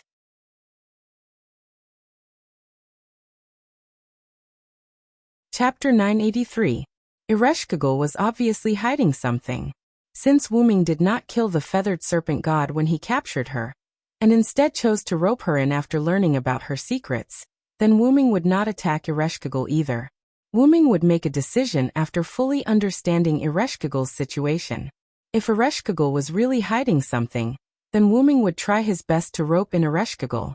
If Ereshkigal was just an evil god, then Wuming could punish her later. To put it simply, Wuming actually wanted to see a so-called happy ending. From this point of view, it was not surprising that Wuming and Merlin could become friends. I definitely know that these black things are up to no good, but they are Gorgon. She is a member of the Three Goddesses Alliance, just like me. Even if I can use my divinity to suppress Gorgon, there is no way I can suppress Gorgon, who went berserk because of the threat of death. Ereshkigal refuted Wuming, feeling wronged. It was not that Ereshkigal did not know what was good for her. At this point, how could Ereshkigal not realize the seriousness of the problem? Just from the moment she had to use her divinity to suppress Gorgon, Ereshkigal realized that the problem was probably very serious. It was just that the person who made Ereshkigal realize this was the person who made it clear to her was Wuming. But she really could not do Wuming's request. Wuming fell silent and could not help but sigh. Then he turned to look at Gorgon. The black mud on Gorgon's body was like a living thing, and it was still squirming. Even the underworld, which was so eerie that it could not be described as a scenery, was ruined by it. However, Gorgon himself seemed to be steadily suppressed by Ereshkigal, and did not seem to want to break free. From Ereshkigal's answer, Wuming was clear of two things. Ereshkigal was not as powerful as he imagined, and Gorgon's origin black mud was the same. Ereshkigal used the sacrifice divinity to suppress Gorgon, which meant that the origin black mud was not very effective in the hands of Gorgon. At least, Wuming could easily suppress Gorgon. And Ereshkigal did not have the confidence to suppress Gorgon, who was likely to go berserk under the threat of death. This proved that Ereshkigal's suppression was not foolproof. In this case, it also meant that there might be uncertainty in Ereshkigal's words. For example, when she said that, "I can continue to suppress Gorgon until my divinity completely disappears," there might also be uncertainty. Maybe in the next second, Ereshkigal's suppression on Gorgon would be broken. At that moment, Wuming no longer thought about it. The saying "a long delay means trouble" was very reasonable.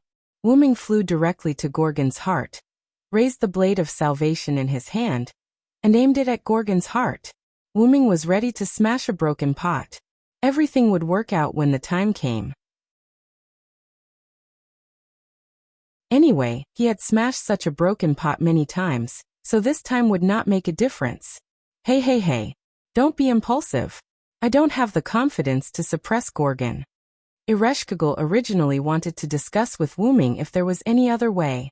In the end, Wuming rushed directly to Gorgon's heart, seemingly ready to directly stab that extraordinary weapon into Gorgon's heart. But what if Gorgon goes berserk? What if the black substance pollutes the underworld? Weren't you very worried before? Why are you suddenly not worried? A happy ending? Why don't you care about my life and death? Isn't this too cruel? Don't worry, my luck has always been very good.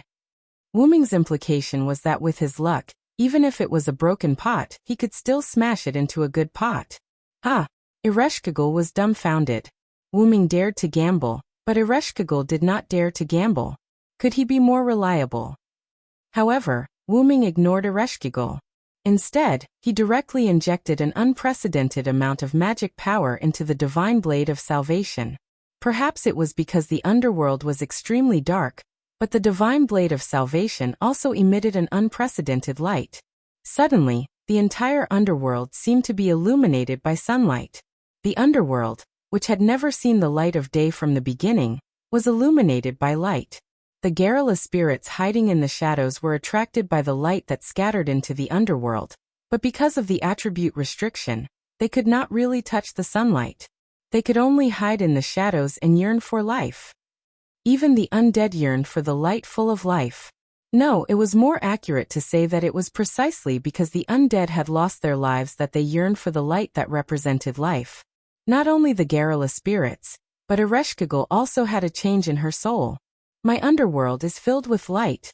Legend had it that Ereshkigal had no desires, but no one in the world could truly have no desires, not even the gods. The reason why Ereshkigal had no desires was because she knew that her desires were impossible to achieve. Over time, many of the desires that Ereshkigal desired were either forgotten by Ereshkigal or buried in the bottom of Ereshkigal's heart. Among them, illuminating the underworld with light was one of Ereshkigal's desires. All of a sudden, the huge garrulous spirit disappeared, and a blonde girl wearing a black and red cotton cloak and holding a spear of light appeared where the huge garrulous spirit had disappeared. If Wuming looked back now, he would find that the blonde girl's face and Ishtar's face were exactly the same. The two could be said to be sharing the same object. However, Wuming was not in the mood to pay attention to this at the moment. Like a wet blanket, he stabbed the divine blade of salvation straight into Gorgon's heart. Before stabbing, Wuming shouted at Ereshkigal without looking back. Ereshkigal, prepare to welcome Gorgon's rampage. Hey hey hey. Accompanied by Wuming's stern words and Ereshkigal's panicked voice, Gorgon, who was covered in black mud, began to struggle violently. The platform where the two were on began to shake violently. The stone pillar that Ereshkigal used to suppress Gorgon gradually cracked, and then suddenly broke. Kacha kacha, kacha.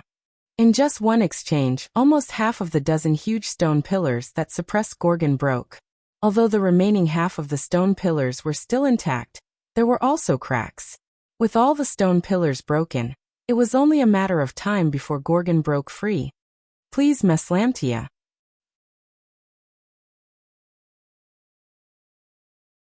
Chapter 984. Ereshkigal's clear, bell-like voice resounded throughout the underworld. With just this sentence, the majesty of the underworld's mistress was vividly displayed. Afterwards, Ereshkigal imbued almost all of her divinity into the light spear in her hand, Meslamthia. In an instant, the stone pillars that had been broken by Gorgon's struggle were restored, and the berserk Gorgon was once again suppressed. However, although she had successfully suppressed Gorgon again, the effect was not as effective as before. This was probably because Gorgon was currently under the threat of death. A large mouth split open on Gorgon's head, and an inhuman cry like that of a berserker came out from it. Gorgon's teeth, tongue, and other organs could not be seen in this mouth. It was pitch black, and it seemed that Gorgon's body was also filled with black mud.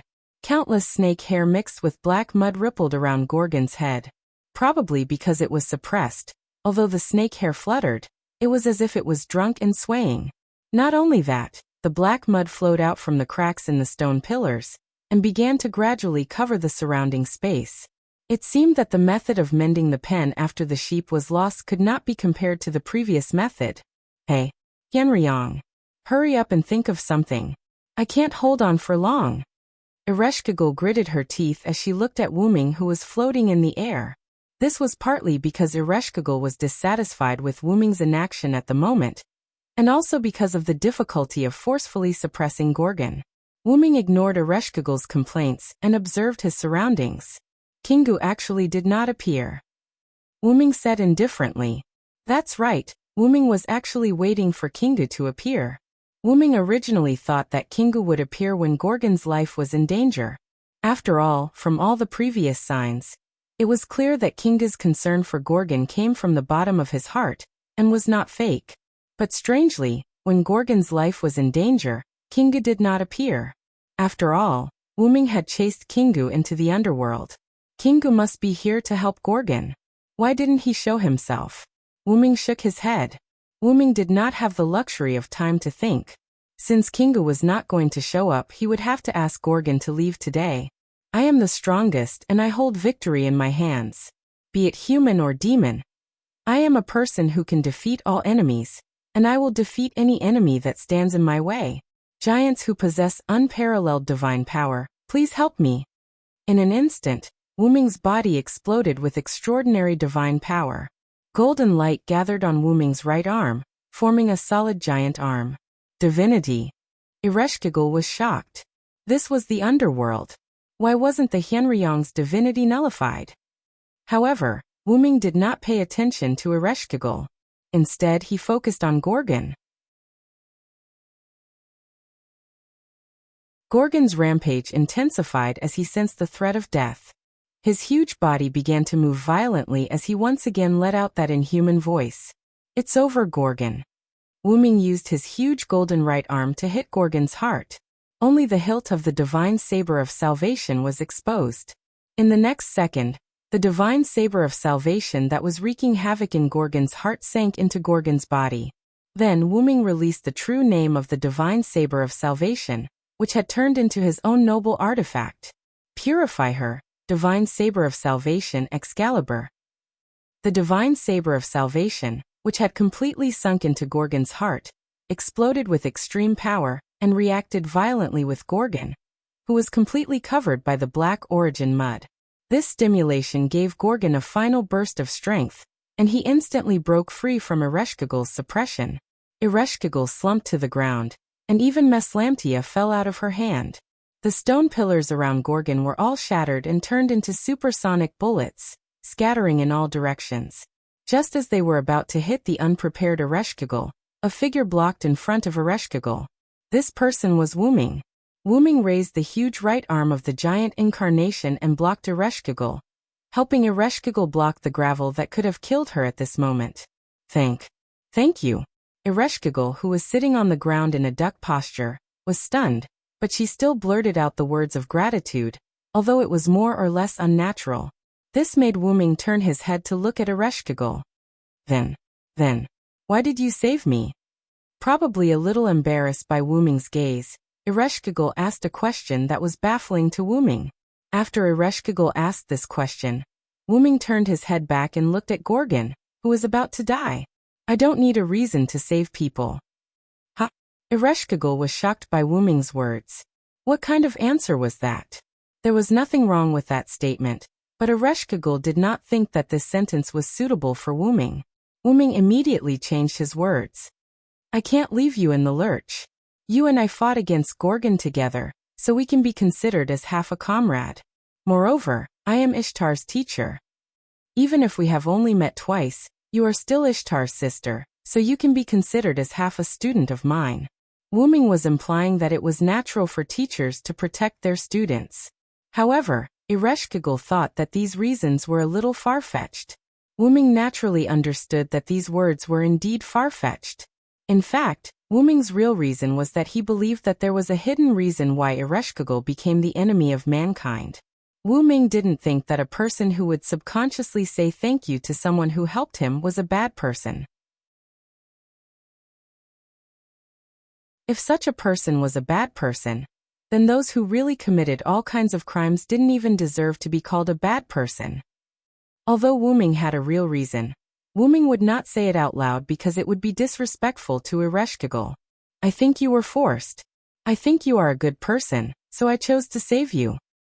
If Wuming said that, it would seem a little self-righteous. Although in Ereshkigal's opinion, Wuming was already very self-righteous. In short, the reason was not important. Wuming saved Ereshkigal. That was all. After understanding this point, Ereshkigal did not say anything else. Instead, she and Wuming looked at Gorgon. Gorgon's final radiance had ended. The black mud that covered Gorgon's body, and the divine blade of salvation that erupted from Gorgon's heart had all been destroyed. Gorgon appeared in front of Wuming and Ereshkigal.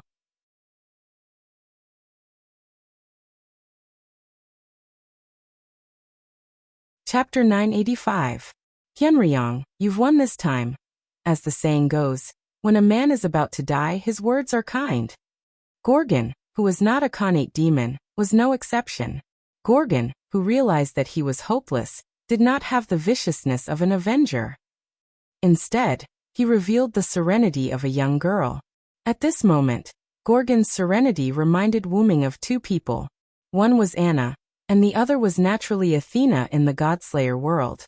It had to be said that the pseudo-three-eyed lowly had always been quite serene. In the end, Athena in that world was also Gorgon. After all, they were a trinity. The reason why Athena's clone in the Godslayer world became a demon was because of the changes in the inheritance of that world. The gods in the Godslayer world were bound by the inheritance of humans. Originally, they were powerful existences that were not gods. In order to protect themselves, humans used myths to bind these powerful existences. Later, because the matriarchal clan changed into a patrilineal clan, the myths were modified, and the gods bound by the myths were also changed. The reason why Gorgon in the M-Moon world was born was because of humans. If it weren't for those guys who dreamed of being a hero every day and went on a crusade against the three sisters who were gods, Medusa wouldn't have gone berserk from the slaughter and devoured her two sisters, eventually becoming a hero killer, the monster Gorgon. However, if there was good, there would be evil. This evil corresponded to the good of humans. As long as the human race existed, this would never change. Now that he thought about it, there were many reasons why Anna appeared in this singularity. The most obvious one was that Anna's real name was related to Gorgon. Although Anna had never told anyone her real name, Wu-Ming already knew about Anna's identity. After all, Wu-Ming had seen Anna in Winterwood. Wu-Ming estimated that Gadotsi and the others should have guessed Anna's real name by now. It was just that everyone tacitly did not mention it. According to Wu-Ming's understanding, Gadotsi and the others were the kind of people who would not pursue the matter as long as the other party did not voluntarily reveal their real names. The possibility of Anna revealing her real name was also not high. Because Gorgon was about to leave, in a sense, there was no need for Anna to reveal her real name. As for the other point that Wu-Ming guessed, it was because of the Holy Grail that Wu-Ming left behind in this singularity. I wonder if Kinga did anything to the Holy Grail. Wu-Ming muttered. Gorgon saw that Wu-Ming was obviously thinking about something else. Although she knew that Wu-Ming had neglected her, she was not angry at all. It was almost time for her to leave. A shattered wound appeared where Gorgon's heart was. The crack spread from Gorgon's heart to Gorgon's whole body. It seemed that Gorgon was about to leave. Gorgon, where did you get this black mud? The sound of Gorgon's body shattering attracted Wu-Ming's attention. He had a lot of questions. At the very least, he needed to let Gorgon do something before he left. However, Gorgon did not know why he smiled at this question. Hey, this is Tiamat's power. After Gorgon said this, he did not say anything else. The cracks on Gorgon's body grew bigger and bigger, as if they would shatter in the next second. Tiamat's power. Wu-Ming muttered silently. Gorgon's answer did not satisfy Wu-Ming. Wu-Ming mainly wanted to know if Gydia did anything to this singularity. The Mesopotamia singularity was a time point before Gydia's time. The formation of this singularity was also personally arranged by Gydia. This already showed how special this singularity was. At least, it was more special than the previous 6 singularities. However, starting from the 5th singularity, Gydia and Wu-Ming began to fight openly and covertly. Gydia created many holy grails and threw them into the 5th singularity in an attempt to use the various follower forces to cause trouble for Wu-Ming, Chaldea, and the others. In the end, Gydia happened to enter the 5th Mesopotamia as one of the forces. In the end, not only did Gydia not cause much trouble for Wu-Ming, Chaldea, and the others, but Wu-Ming also found Gydia's hiding place and fought him. Although Wu-Ming lost his body because of this, Gydia did not have it easy either. This was certain. However, because Wu-Ming's body fell into another world, and because the flow of time in each world was different, Wu-Ming was not in a hurry to find his body. At the very least, Gydia would take much longer to recover than Wu-Ming. Probably because Gydia knew how powerful Wu-Ming was, Gydia did not do anything to the 6th singularity. Gydia was also a smart person. If what happened at the 5th singularity was Gydia looking down on Wu-Ming, then after the 5th singularity ended and Wu-Ming came to fight with Gydia, Gydia no longer looked down on Wu-Ming. He knew that his little tricks could not affect Wu-Ming, so he simply did not care. The 6th singularity was like that. From Floro's words, Wu-Ming vaguely learned that Gydia did not know that multiple demon god pillars had come to the 6th singularity. It could be said that this was completely done by Floros and the other demon god pillars. However, Floros probably did not expect to kill Wu-Ming. Floros was not stupid. At most he wanted to stall for time. However, Who would have thought that Wu Ming was serious about Floro's little trick this time? In the end, Floros was stripped from the concept of the 72 demon god pillars, and was sealed into the Holy Grail by Wu Ming. In addition, Wu Ming and one of the strongest in the sixth singularity, Artoria, were old acquaintances. Moreover, he had the help of the crown assassin, the old man of the mountain, Hassan Sabah, although the old man basically did not make a move. Wu Ming, who realized the principle of take advantage of the situation, found his body in the box world. Moreover, because of the long time in the box world, Wu Ming was about to reach adulthood. He was only one step away, which was a pleasant surprise. Wu Ming did not believe that Gidia was his opponent now.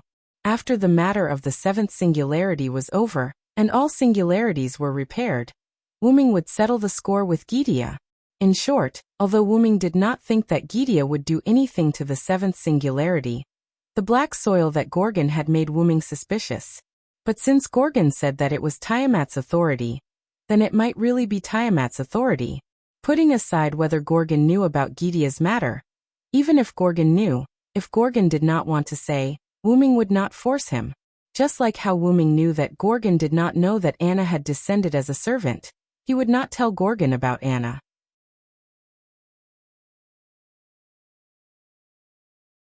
Chapter 986. As Wu Ming pondered, Gorgon's body cracked even more. Finally, without saying a word, Gorgon's huge body shattered and turned into mana particles that dissipated in the underworld. At this point, the magical beast goddess who had wreaked havoc in Mesopotamia for half a year was killed in an extremely aggrieved manner, by having her heart pierced by an enemy while she was unprepared. At the same time, in the southwest forest, in the territory of the feathered serpent god, Anna, who had been injured by fighting against Uxiumughar, suddenly looked in a certain direction in the north as if she had telepathically sensed something. The cloaked girl hugged her body with both hands, and looked as if she did not know what to do. She muttered silently, Gorgon. In the underworld, Wu Ming did not feel proud or guilty about killing Gorgon. After all, even if they were to fight face to face, he could still kill Gorgon. It would just be a little more troublesome. It could only be said that it was a matter of luck. Who would have thought that Gorgon would come to the underworld? Who would have thought that Ereshkigal would join forces with Wu Ming? Who would have thought that Wu Ming would take advantage of Ereshkigal's restraining of Gorgon to send the divine blade of salvation into Gorgon's heart? This was the so-called time and fate. With a wave of his hand, Wu Ming took the divine blade of salvation into his hand and raised it high. Light once again shone on the underworld, but this time the light was gentler than before. When Gorgon broke free, some of the black soil flowed into the underworld. Wu Ming was responsible for dealing with it. No, it should be said that only Wu Ming, who had mastered the power of the source, could completely eliminate the black soil. Ereshkigal, who was behind Wu Ming, once again fell into a daze because of the light shining on the underworld. After a short while, the remaining black soil of the underworld was cleaned up by Wu Ming. The light disappeared and Wu Ming put away the divine blade of salvation. Wu Ming turned around and looked at Ereshkigal, who was still sitting on the ground in a daze. What are you doing? Why are you in a daze? Wu Ming's words brought Ereshkigal back to her senses, and she immediately lowered her head. Although the underworld was still dark, Wu Ming could still see Ereshkigal's red cheeks due to embarrassment. However, Wu Ming was also used to Ereshkigal's girlish behavior. She was much more pleasing to the eye than Ishtar. Ereshkigal, what are you going to do next? Ereshkigal was a little confused. What did he mean by what are you going to do next? Well, let me ask another question. Gorgon, one of the three goddesses, has left. I have also drawn the other pillar goddess to the human side. Now, you are the only enemy left. The alliance between the three goddesses has indirectly collapsed. Are you going to continue attacking the Uruk, or are you going to stop? Ereshkigal was obviously stunned by Wu Ming's words. She had never thought about this question. After all, no matter who it was, humans were unable to resist the gods. Therefore, the end result would be a certain pillar goddess attacking the Uruk, seizing the Uruk's cup, and finally facing the attack of the remaining two goddesses. Just like Merlin's analysis of Gadatsi and the others' narration before, the three goddesses would ultimately have to rely on force to decide the outcome. In the end, who would have thought that one of them would leave and another would be instigated? Leaving Ereshkigal alone? You want to create a kingdom of death, right? Why would you have such an idea? Since the underworld existed, the souls of those who died in the battle in the past 6 months would come to the underworld. Not only that, but the people of Khuzar City had also inexplicably died overnight. This was undoubtedly Ereshkigal's doing. And from the number of souls in the spear cages that Wu Ming had seen when he entered the underworld twice, those people must have been imprisoned there. It was obvious that Ereshkigal wanted to create a kingdom of death. Even if Wu Ming's guess was not completely correct, it was probably not far from the truth. Ereshkigal did not speak. Instead, she remained silent and slowly lowered her head. Do you want to protect the humans? If the human body could not be protected, then at least the human soul could be preserved. Ereshkigal probably had this idea in mind when she joined the alliance of the 3 goddesses. Ereshkigal suddenly raised her head and looked at Wu Ming with astonishment, as if to say, "How did you know?" However, Wu Ming replied with a natural smile. At this point, if Wu Ming still could not figure it out, how stupid would he be? People say that the female ruler of the underworld, Ereshkigal, is the goddess of fear. I originally thought so too, but in the 2 times that I came into contact with you, I didn't find how terrifying you are. I think the reason why people think so is only because they are afraid of the death that you control. If a person looked fierce and was very solitary and had no friends, even if this person's heart was kinder than anyone else's, there would definitely be people around who judged people by their appearance. Then, this person would inevitably be regarded as a bad person because of his fierce appearance. In addition, this person was solitary and had no friends. After rumors spread, this person's identity as a bad person would be confirmed. Ereshkigal was probably the same, because she was the female ruler of the underworld and controlled death, coupled with the fact that Ereshkigal could not leave the underworld and could not show her kind side to people. This caused people on the land to be more and more afraid of Ereshkigal. The name of the mother goddess of fear was passed down. It was precisely because people thought of her as the mother goddess of fear that Ereshkigal would dress up as the mother goddess of fear. Because her heart was not the character of the mother goddess of fear, she did not pretend to be the mother goddess of fear in time when she discovered Wu Ming. Instead, she maintained her original character. Because of this, Ereshkigal panicked because she was afraid that the secret of her disguise as the mother goddess of fear would be discovered. How could a girl who would try her best to play such a role because of rumors and panicked and broke her disguise, when her little secret was discovered, be a bad person? And the most important point, a person who will subconsciously say thank you to others. I really don't think such a person is the so-called mother goddess of fear. Ereshkigal was much better than Ishtar in this way. Since Wu Ming had said so much, no matter how stupid Ereshkigal was, she could understand that Wu Ming had almost figured it out, even if he was just guessing. Then Ereshkigal spoke. You're right. I don't want to destroy the Uruk like Gorgon.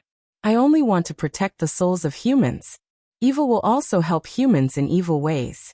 This is my way.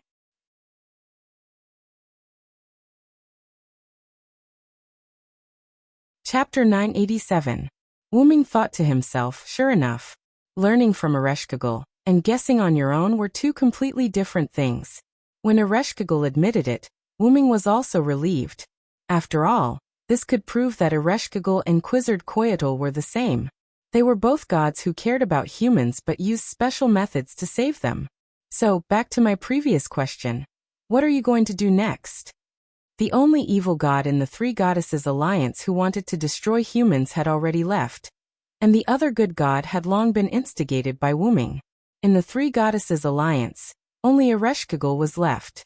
It was natural that Wu Ming would ask Ereshkigal what she was going to do next. However, Ereshkigal sighed. The forced suppression of Gorgon just now consumed almost all of my divinity, and my behavior just now could be considered to have caused harm to Gorgon. The covenant of the 3 goddesses alliance is not something I can defy. At this moment, I am only able to survive because of the relationship between the underworld and me. If it was not for the connection between the underworld and me that allowed me to survive, you might not be able to see me. I think you should be very clear about this point. After all, in Ereshkigal's view, it was inconceivable that Wuming could not detect the changes in her now. Indeed, as Ereshkigal said, Wuming had actually been aware of the changes in Ereshkigal's body at this moment. The divinity in Ereshkigal's body had almost completely disappeared, and Ereshkigal's spiritual base had also become extremely fragile, as if it would break with a touch.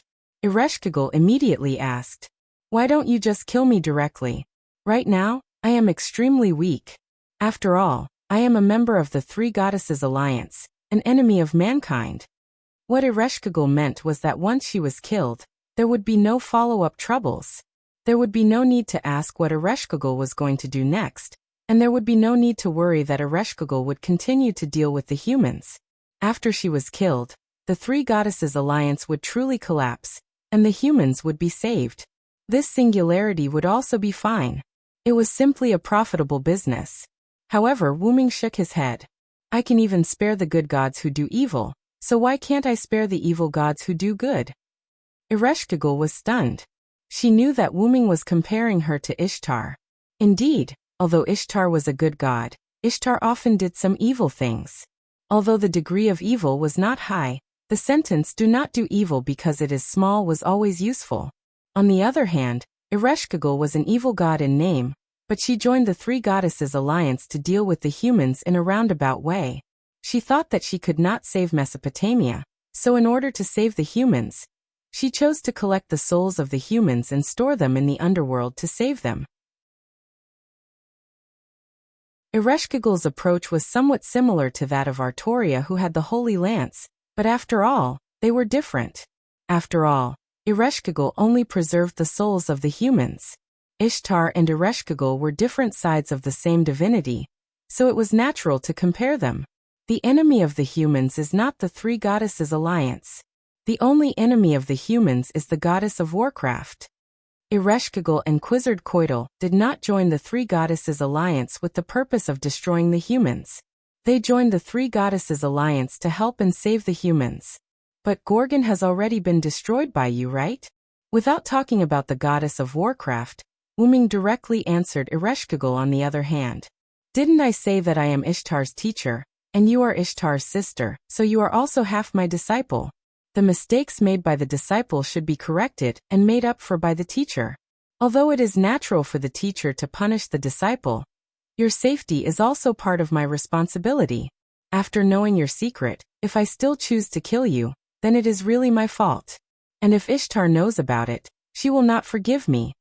Regardless of whether these words were true or false, Wuming was not prepared to destroy Ereshkigal. Wuming's meaning was very clear, so how could Ereshkigal not understand? Suddenly, some tears appeared in Ereshkigal's eyes. This was the first time someone cared about her. But if Wuming knew what Ereshkigal was thinking, he would probably laugh it off. With Ereshkigal's EQ, which was raised as a young lady who did not know about the world because she stayed in the underworld for a long time, she probably would not realize that someone cared about her. For example, Ishtar, who was actually very concerned about her half. However, one was too arrogant and did not show any concern, while the other's EQ was too low and did not notice the other's concern. This caused both of them to not realize the other's meaning, which was really regrettable. And the most important reason. Then Wuming's tone changed. "The goddess of warcraft is still alive." Ah! Ereshkigal was dumbfounded. Could it be that Gorgon was fake? Was that why Kingu did not come to save her? But that was impossible. Gorgon was completely real to Ereshkigal. How could he be fake? Then Wuming answered Ereshkigal's doubts. "The real goddess of warcraft is Tiamat." Ereshkigal was stunned. But, Wuming naturally knew what Ereshkigal wanted to say. She was just asking for the reason. "The reason is that the fake Enkidu's body allowed me to kill Gorgon." Wuming's eyes narrowed. What kind of reason was that? I've seen Gorgon and Kingu a few times before. I can feel that Kingu cares about Gorgon from the bottom of his heart. It's not fake. Ereshkigal expressed her opinion. "Oh, you also call the fake Kingu?" Ereshkigal understood what Wuming meant. Of course, she knew that the fake Kingu was not the real goddess of warcraft. That's what he calls himself. Let's just call him that for now. Ereshkigal sighed helplessly, probably because she felt helpless about Wuming's seriousness. Then let's call him Kingu. It didn't matter if he called the fake Enkidu or Kingu. After all, it was just a small matter. There was no need to harp on it. The key was the relationship between Kingu and Gorgon. As you said, Kingu's feelings for Gorgon are real. Then why did Kingu allow Gorgon to leave? Wuming followed Kingu into the underworld, but Kingu was nowhere to be found. This was very strange. Ereshkigal was speechless. Indeed, Kingu's feelings for Gorgon were real. But if that was the case, why did Kingu abandon Gorgon? The only answer is that Kingu's feelings are not for Gorgon, but for the goddess of warcraft.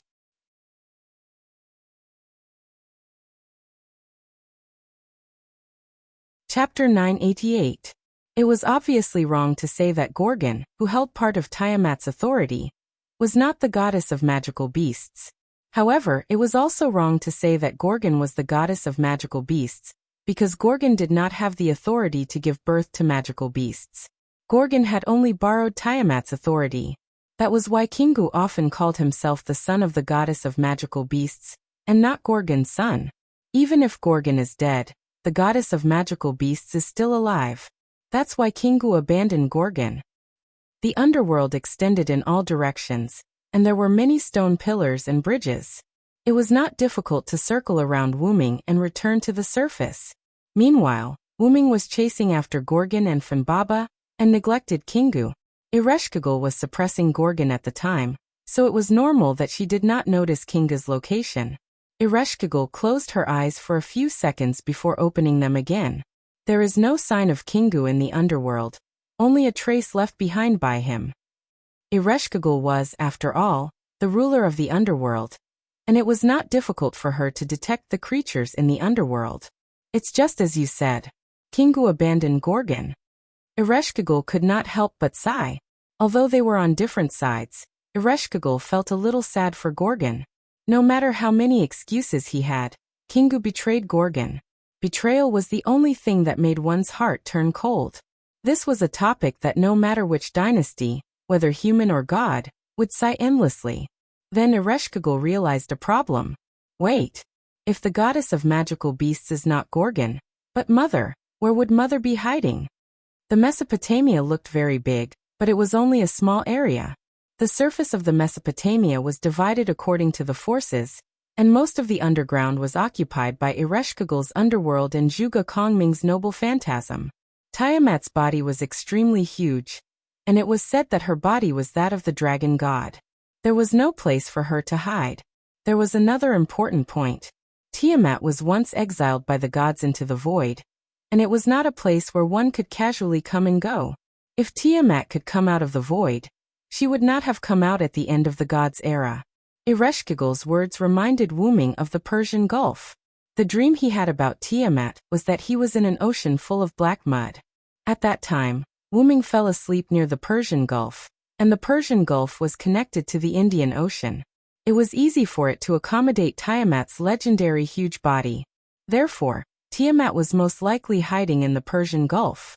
At the very least, she was hiding in the virtual space of the Persian Gulf. However, Wuming agreed with the former.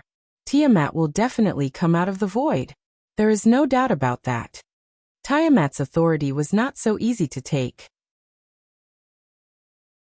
If Tiamat was still in the void, even with the help of the Holy Grail, Gorgon would not be able to bless himself with Tiamat's authority. Wuming guessed that it was probably because of the collapse of human reason, coupled with Gidea's tricks, such as borrowing the power of the Holy Grail, that Tiamat successfully escaped from the void. For some unknown reason, she was sleeping somewhere in this world.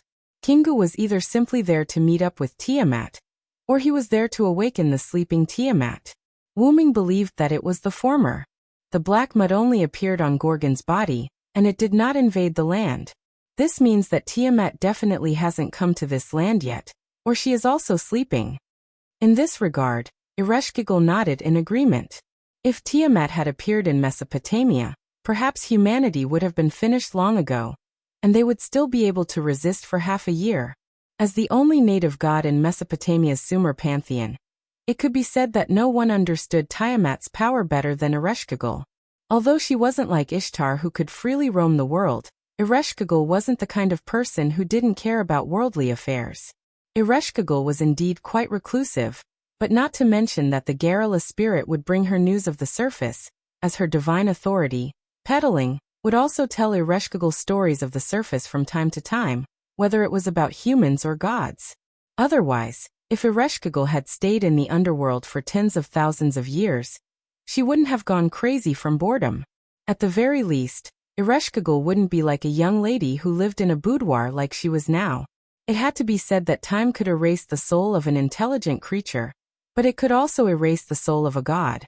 It was rare for Ereshkigal, who could only stay underground and endure the curse of being imprisoned, to have the temperament of a young lady. If Ishtar and Ereshkigal were to exchange identities, perhaps Ishtar would be imprisoned for a long time and her soul would collapse and become an evil god.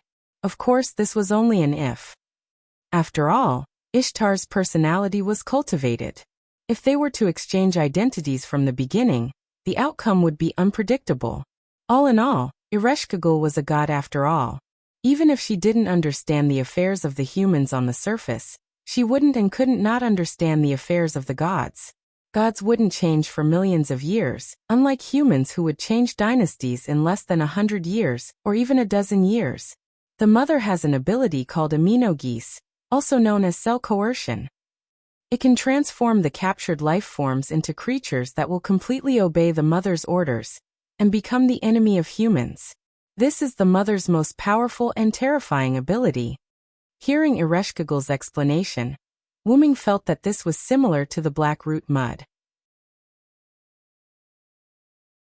This was probably why Ereshkigal could still remain calm after Gorgon admitted that the black root mud was Tiamat's authority.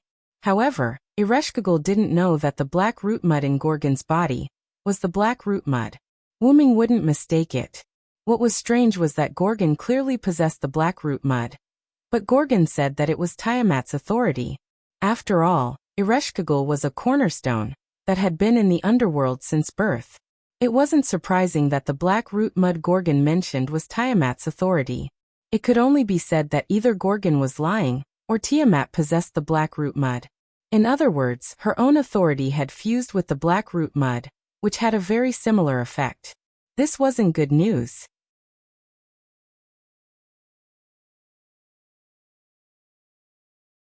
Chapter 989. After all, Wuming was not a native god of Sumer. Naturally, he did not know about Tiamat's crazy ability. But after Wuming thought of his trump card, he was relieved. After all, there was no need to panic. Wuming looked at Ereshkigal again. Move the underworld to a safe place. This way, Tiamat will not endanger you.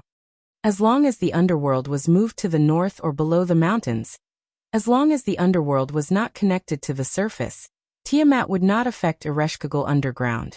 However, Wuming's words made Ereshkigal unhappy. I am also on the side of humans. Don't think of me as the same as Ishtar. Hearing Ereshkigal's complaint, Wuming could not help but smile. First of all, Ereshkigal did not understand Ishtar. Ishtar would not run away at such a critical moment for the survival of humans. Probably in Ereshkigal's mind, Ishtar was the greedy goddess who was addicted to treasures and overestimated herself. Second of all, Wuming also felt gratified for Ereshkigal. Ereshkigal's words also represented that Ereshkigal had answered Wuming's question. In short, it was good that Ereshkigal had the heart. Anyway, she could not do the specific thing. After all, you can't leave the underworld. There's no doubt about that. This was a hard point. Moreover, your spirit base is now so fragile that it can be broken with a light touch. Wuming's meaning was clear. Ereshkigal could not even protect herself. How could she help others?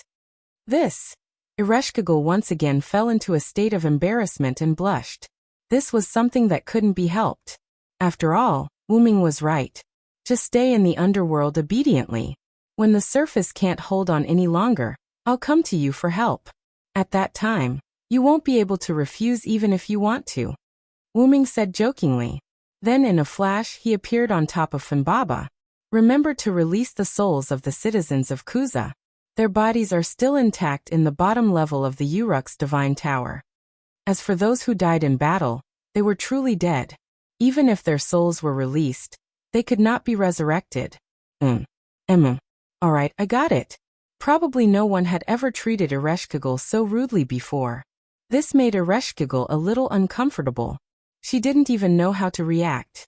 But at the same time, Ereshkigal felt a little inferior to herself.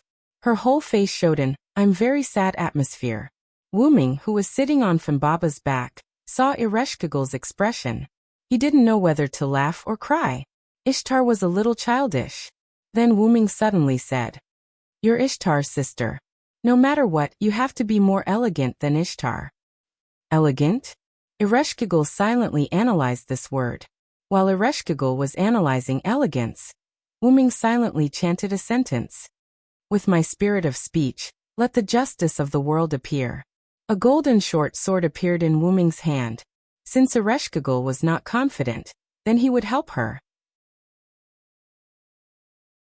After all, he was half a disciple. Then Wuming stabbed himself with the golden short sword. Ereshkigal was so scared that she couldn't speak. Was he trying to commit suicide? But then Ereshkigal found a new problem. Why can you still use your authority in the underworld? Ereshkigal could feel that the golden short sword in Wuming's hand was a god's authority. But this was the underworld. If divinity was ineffective here, then naturally, authority would be ineffective. However, Ereshkigal immediately realized a problem. Since Wuming could use his divine authority, didn't that mean that Wuming could take her down when they first met? After all, in terms of divinity, Ereshkigal could only be considered a mid-tier god. Wuming was a foreign god that even the god king had to respect. There was no doubt that he could take her down. At that moment, Ereshkigal's face turned red. It was a pity that she had pretended to be the goddess of fear to scare him. In the end, he didn't mind at all. He didn't give her face as the queen of the underworld. Seeing Ereshkigal's face turn red, Wuming guessed Ereshkigal's thoughts. He shook his head indifferently. It was just a girl's temperament. There was no need to care. In the next second, the golden short sword that pierced Wuming's body disappeared. A ball of light appeared at the spot where the golden short sword pierced. "This is for you. I don't really need it." With that, Wuming threw the ball of light to Ereshkigal. Then Wuming opened a huge portal. Fimbaba understood and jumped in directly.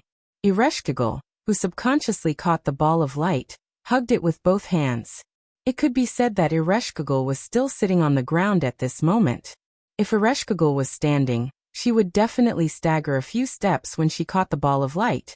Ereshkigal looked up in Wuming's direction. There was only a portal that had shrunk to the size of a fist left.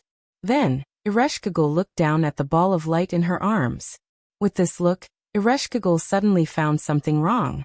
This is divinity. Ereshkigal immediately panicked. Wuming had given his divinity as the Hyenryong to Ereshkigal. The golden short sword could cut the enemy's power. Naturally, it could also cut Wuming's own. Wuming had used the golden short sword to cut his own divinity. Just as Wuming had said, Wuming had no use for this thing. His own power did not come from the divinity that was added by the legend of the Hyenryong. Therefore, to Wuming, this divinity did not matter to him. Ereshkigal's divinity had almost completely disappeared. The spirit base was only hanging on by a thread because of the underworld. It was obvious that Ereshkigal needed this more than Wuming. Divinity can be given away? Ereshkigal was stunned. She had never heard of a god giving away their own divinity. Could it be that Wuming's power had been weakened? Ereshkigal, who did not know what was going on, could not help but frown. She was not going to use it. She was going to find a chance to return it to Wuming. It was fine if she could not help him, but how could she drag him down? However, in the next second, the divinity that belonged to the Hyenryong slid into Ereshkigal's body. Suddenly, Ereshkigal was surrounded by a golden light.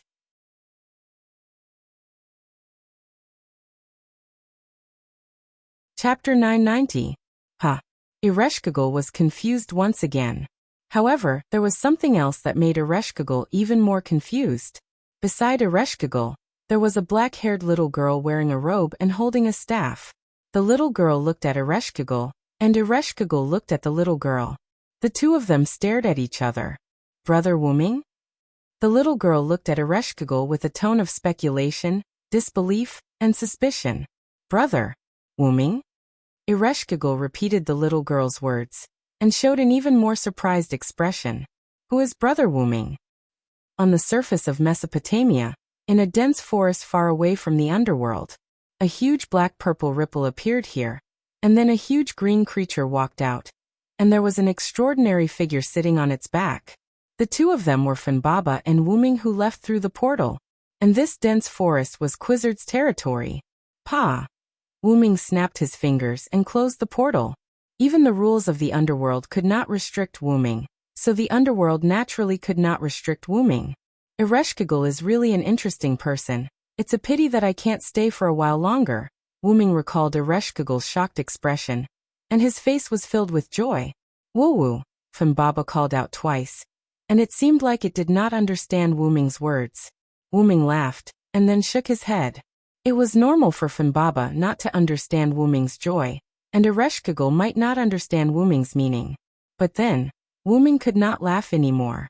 This was because Wuming felt an unusually large magical power coming from the east. That's the Persian Gulf. In an instant, Wuming guessed the source of such a large magical power. It's Tiamat, right? Gorgon's possession of Tiamat's power was not a simple possession, but a sharing. Only a shared death could make Tiamat immediately wake up, or rather, wake up. This was probably Kinga's goal. Kingu wanted Tiamat to appear, and Wuming wanted to end this singularity as soon as possible. I have to hurry. Although Silent Wonder had never seen Tiamat before, and did not know how powerful she was, Silent Wonder would not underestimate her. Before Wuming's trump card was ready, he had to make some preparations to deal with Tiamat. Wuming thought as he released his mental power. After determining his current location, he retracted his mental power. Wuming found himself in the northwest part of the forest. This was the place where Wuming and Merlin met up on their way to Eridu. This could not be helped. Finbaba was too large to appear in the city, and Wuming had only stayed in this forest other than Eric Metropolis and UR. I wonder if the demonic beasts here have been eliminated. Wuming thought. Then Wuming pointed in the direction of Eridu to Finbaba. Let's go, we'll head there. Heading towards Eridu, they would know the situation. Woo woo woo, Finbaba cried out again, and then ran in the direction Wuming pointed. Finbaba was obviously a huge existence, but it was like a fish in water. It did not knock down any trees in this forest. This was probably the talent of Finbaba as a forest beast. On the way, Wuming and Finbaba took advantage of this short idle time to chat. After all, even if the situation was critical, it was useless to be anxious. It was better to temporarily pin the hope of stopping Tiamat on Gilgamesh, while Wuming went to the battlefield in the forest to meet up with Gadatsi. Speaking of which, why did you run to my temple? I left you behind to help them, but you ended up sleeping in my temple. Although Finbaba looked bloated, it was probably due to the pressure from Tiamat. At this moment, Finbaba's speed was not slow at all. The rapid airflow flowed past Wuming's face. If it was an ordinary person, they might have suffocated.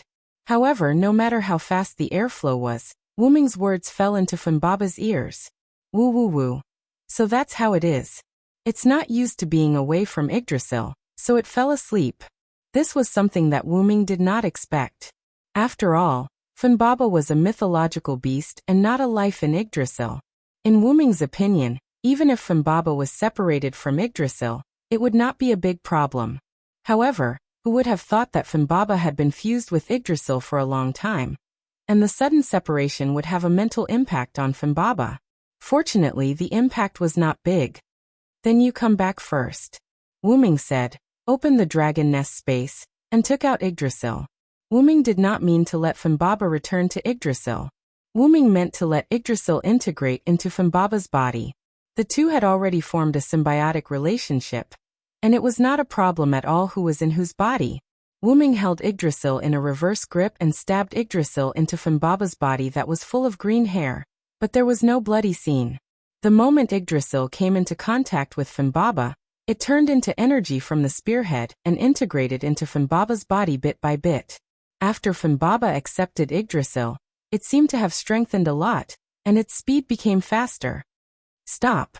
Suddenly, Wu Ming made Fanbaba stop. The reason why Wu Ming suddenly stopped was that Wu Ming smelled blood, and it was the blood of a demonic beast. The blood of a demonic beast was not the same as human blood, so it had a different smell from human blood. Wu Ming could naturally smell it in an instant. As for Fanbaba, whose sense of smell was more sensitive than Wu Ming's, it had already smelled the scent of a demonic beast, but they were all dead, so Fanbaba did not report it to Wu Ming. Wu Ming closed his eyes and spread out his mental strength. In an instant, the nearby scene appeared in his mind. On the side of Wu Ming, a large number of trees had collapsed and were destroyed. One after another, demonic beast corpses were lying among the destroyed trees. A large amount of purple blood stained the ground and the destroyed trees. Not only that, but even the surrounding intact woods also had demonic beast corpses. And in the center of the collapsed area, a huge red demonic beast was lying there, its head separated from its body. Most of the purple blood in this area was actually provided by this huge demonic beast. Demonic beast commander? Wu Ming frowned. The size of an ordinary demonic beast could not reach that level. Only a demonic beast commander could explain this. Judging from the death of the demonic beast commander, Gudatsi and the others must have won.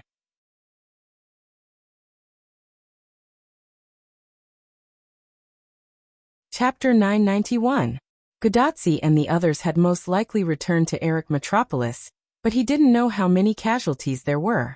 However, Wu Ming couldn't go to Eric Metropolis right now. Wait for me here. Wu Ming exhorted and leaped into the air above the forest, heading towards the battlefield. Fanbaba, who nodded to indicate understood, found a relatively large rock, climbed up, and rested. In the blink of an eye, Wu Ming arrived at the battlefield. Wu Ming frowned when he sensed the demonic beast commander through his mental power. It was because Wu Ming found a trace of abnormality in the wound of the demonic beast commander. It was because of this abnormality that Wu Ming didn't choose to go to Eric Metropolis directly. Wu Ming didn't care about the other demonic beasts, and went straight to the corpse of the demonic beast commander. After inspecting the monster's corpse, Silent Cry found that there was a trace of death aura around the wound on its head. This aura was very similar to the aura of the underworld. Wu Ming, who had just left the underworld, wouldn't be mistaken. Immediately, Wu Ming made a judgment. This demonic beast commander was beheaded with a single slash. And to be able to behead it with a single slash and have a trace of death aura in the wound, only that guy could do it. The old man of the mountain, Hassan Sabah. Although there were many Hassans, the one Wu Ming was referring to was none other than the first Hassan, who was qualified to be an assassin. Wu Ming was the one who took a slash from that guy. It was normal for him to be able to easily recognize that the slash came from the first Hassan. No, it should be said that no matter who was slashed by the first Hassan, they would remember it. Since he's already here, I can finally relax. Although he was exaggerating the first Hassan was no ordinary person. In terms of assassination, Wu Ming did not dare to underestimate him. With the addition of Merlin, Gilgamesh, Zhuge Kongming, and Chaldea's Roman, these four think tanks, Wu Ming didn't have to worry as much. Let's go straight to Edu. Since Gudatsi and the rest were not here, Wu Ming did not need to continue using Fanbaba. After Wu Ming finished speaking, he opened a teleportation gate and walked in. At the same time, a huge portal suddenly appeared under Fanbaba, who was resting on a rock. Caught off guard, Fanbaba fell into it. Woo woo woo. The portal suddenly closed and Fanbaba's frightened cry echoed in the forest. Near Eric Metropolis, in the Feathered Serpent Temple, two portals, one big and one small, opened. Wu Ming walked out of the small portal, while Fanbaba fell out of the horizontal portal. Dong! Fanbaba fell to the ground with a loud bang. The citizens of Eric Metropolis thought it was an earthquake. Woo woo woo. Fanbaba lay on the ground and cried out. Its head rubbed against Wu Ming as if it was in pain. However, others did not understand Fanbaba, but Wu Ming did. Fanbaba was not hurt at all. It was just frightened and acted spoiled to Wu Ming. Okay, I apologize. I'm sorry, Fanbaba. Wu Ming didn't know whether to laugh or cry as he stroked Fanbaba's head and apologized in a funny tone. However, it was really useful. Funbaba immediately stood up, giving people the feeling that it had completely recovered. Whoa! Isn't this Lord Hyenryong? At this time, the leopard man suddenly appeared from a haystack and looked at Wuming and Funbaba with a silly expression. Wuming was not surprised that the leopard man came to greet him. Funbaba's fall from the portal to the ground made a lot of noise. As a leopard man who has an intuition beyond that of a beast, it is impossible for him not to discover it. In addition, the leopard man is lively and active. It must be her who came to greet Wuming and Funbaba. Leopard man, is Tachika Fujimaru still here? Without talking nonsense with the leopard man, Wuming asked concisely. She has already left, she went east. The leopard man pointed to the east, and there was a trace of seriousness in his seemingly silly eyes. It seems that the leopard man's intuition also detected the danger. Where is Quizzard? Wuming didn't believe that Quizzard couldn't detect the movement caused by Tiamat. Quizzard Koyatl just left. She went to find Tachika Fujimaru. A familiar light voice came from the other side of Wuming. Wuming turned his head and saw that it was indeed Anna. But the difference is that Anna seems to have something on her hand this time. Her body is wrapped with something similar to a bandage. Not only that, but Anna's hood is not worn. Cooker is worried about Tachika Fujimaru, so he rushed over to help Awu. Ignoring the leopard man, Wuming walked to Anna. Anna, are you okay? Faced with Wuming's concern, Anna shook her head. I accidentally suffered a minor injury when dealing with Uxiumughar, and I have almost recovered. Uxiumughar? It's probably the name of the magical beast commander who was beheaded. And the reason why Anna stayed here is probably to recuperate. Then, Anna continued to speak. Merlin asked me to wait for you here. He said it's very urgent and he hopes you can make a judgment based on this. Anna said while taking out a clay tablet from under her cloak. So that's how it is. Not only is she recuperating, but she also works as a messenger. Wuming took it and found that the clay tablet was empty. Not only that, but it was also covered with a powerful illusion. If you forcibly look at it, you will fall into an illusion. Merlin, this guy. Wuming was a little speechless. This is simply superfluous. Merlin always likes to work on such meaningless things. A few Lune runes were inputted into the clay tablet by Wuming as if entering a password. The illusion suddenly disappeared, and the clay tablet was still empty. But then, some words directly appeared in Wuming's mind, and Wuming also subconsciously closed his eyes. In the next second, the clay tablet in Wuming's hand directly turned into yellow soil and scattered. Anna didn't say anything and quietly waited for Wuming to digest it. On the other hand, the leopard man and Funbaba foolishly mixed together. In an instant, Wuming opened his eyes. Let's go back to Uruk. This was Wuming's judgment. Anna nodded silently. In any case, Merlin told her to listen to Wuming's words. Although Anna didn't want to listen to Merlin, after all, Wuming was a reliable person, so Anna could only make do with it. Hearing Wuming's words, Funbaba also kicked the leopard man away and ran to Wuming's side, fully showing that she was on call. Good. Then I will also go to Uruk. The leopard man put his hands on his hips, showing an inexplicable sense of pride. Wuming looked at the leopard man with disdain, but Wuming still decided to bring the leopard man. In any case, she was still a goddess. Even if she wasn't as good as Quizzard and Ishtar, she would still play a role, right? However, at this moment, Wuming suddenly noticed that a large amount of magic that made Wuming feel disgusted was moving toward Eric Metropolis. Wuming had a bad feeling.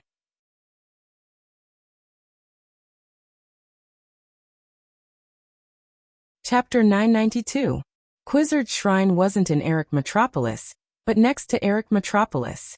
Wuming decided to go to Eric Metropolis to take a look. After all, the magic power made Wuming feel uneasy. If Wuming, the leopard man, and Anna left just like that, the citizens of Eric Metropolis might be in danger. Wuming turned to look at the leopard man, who had the sharpest senses.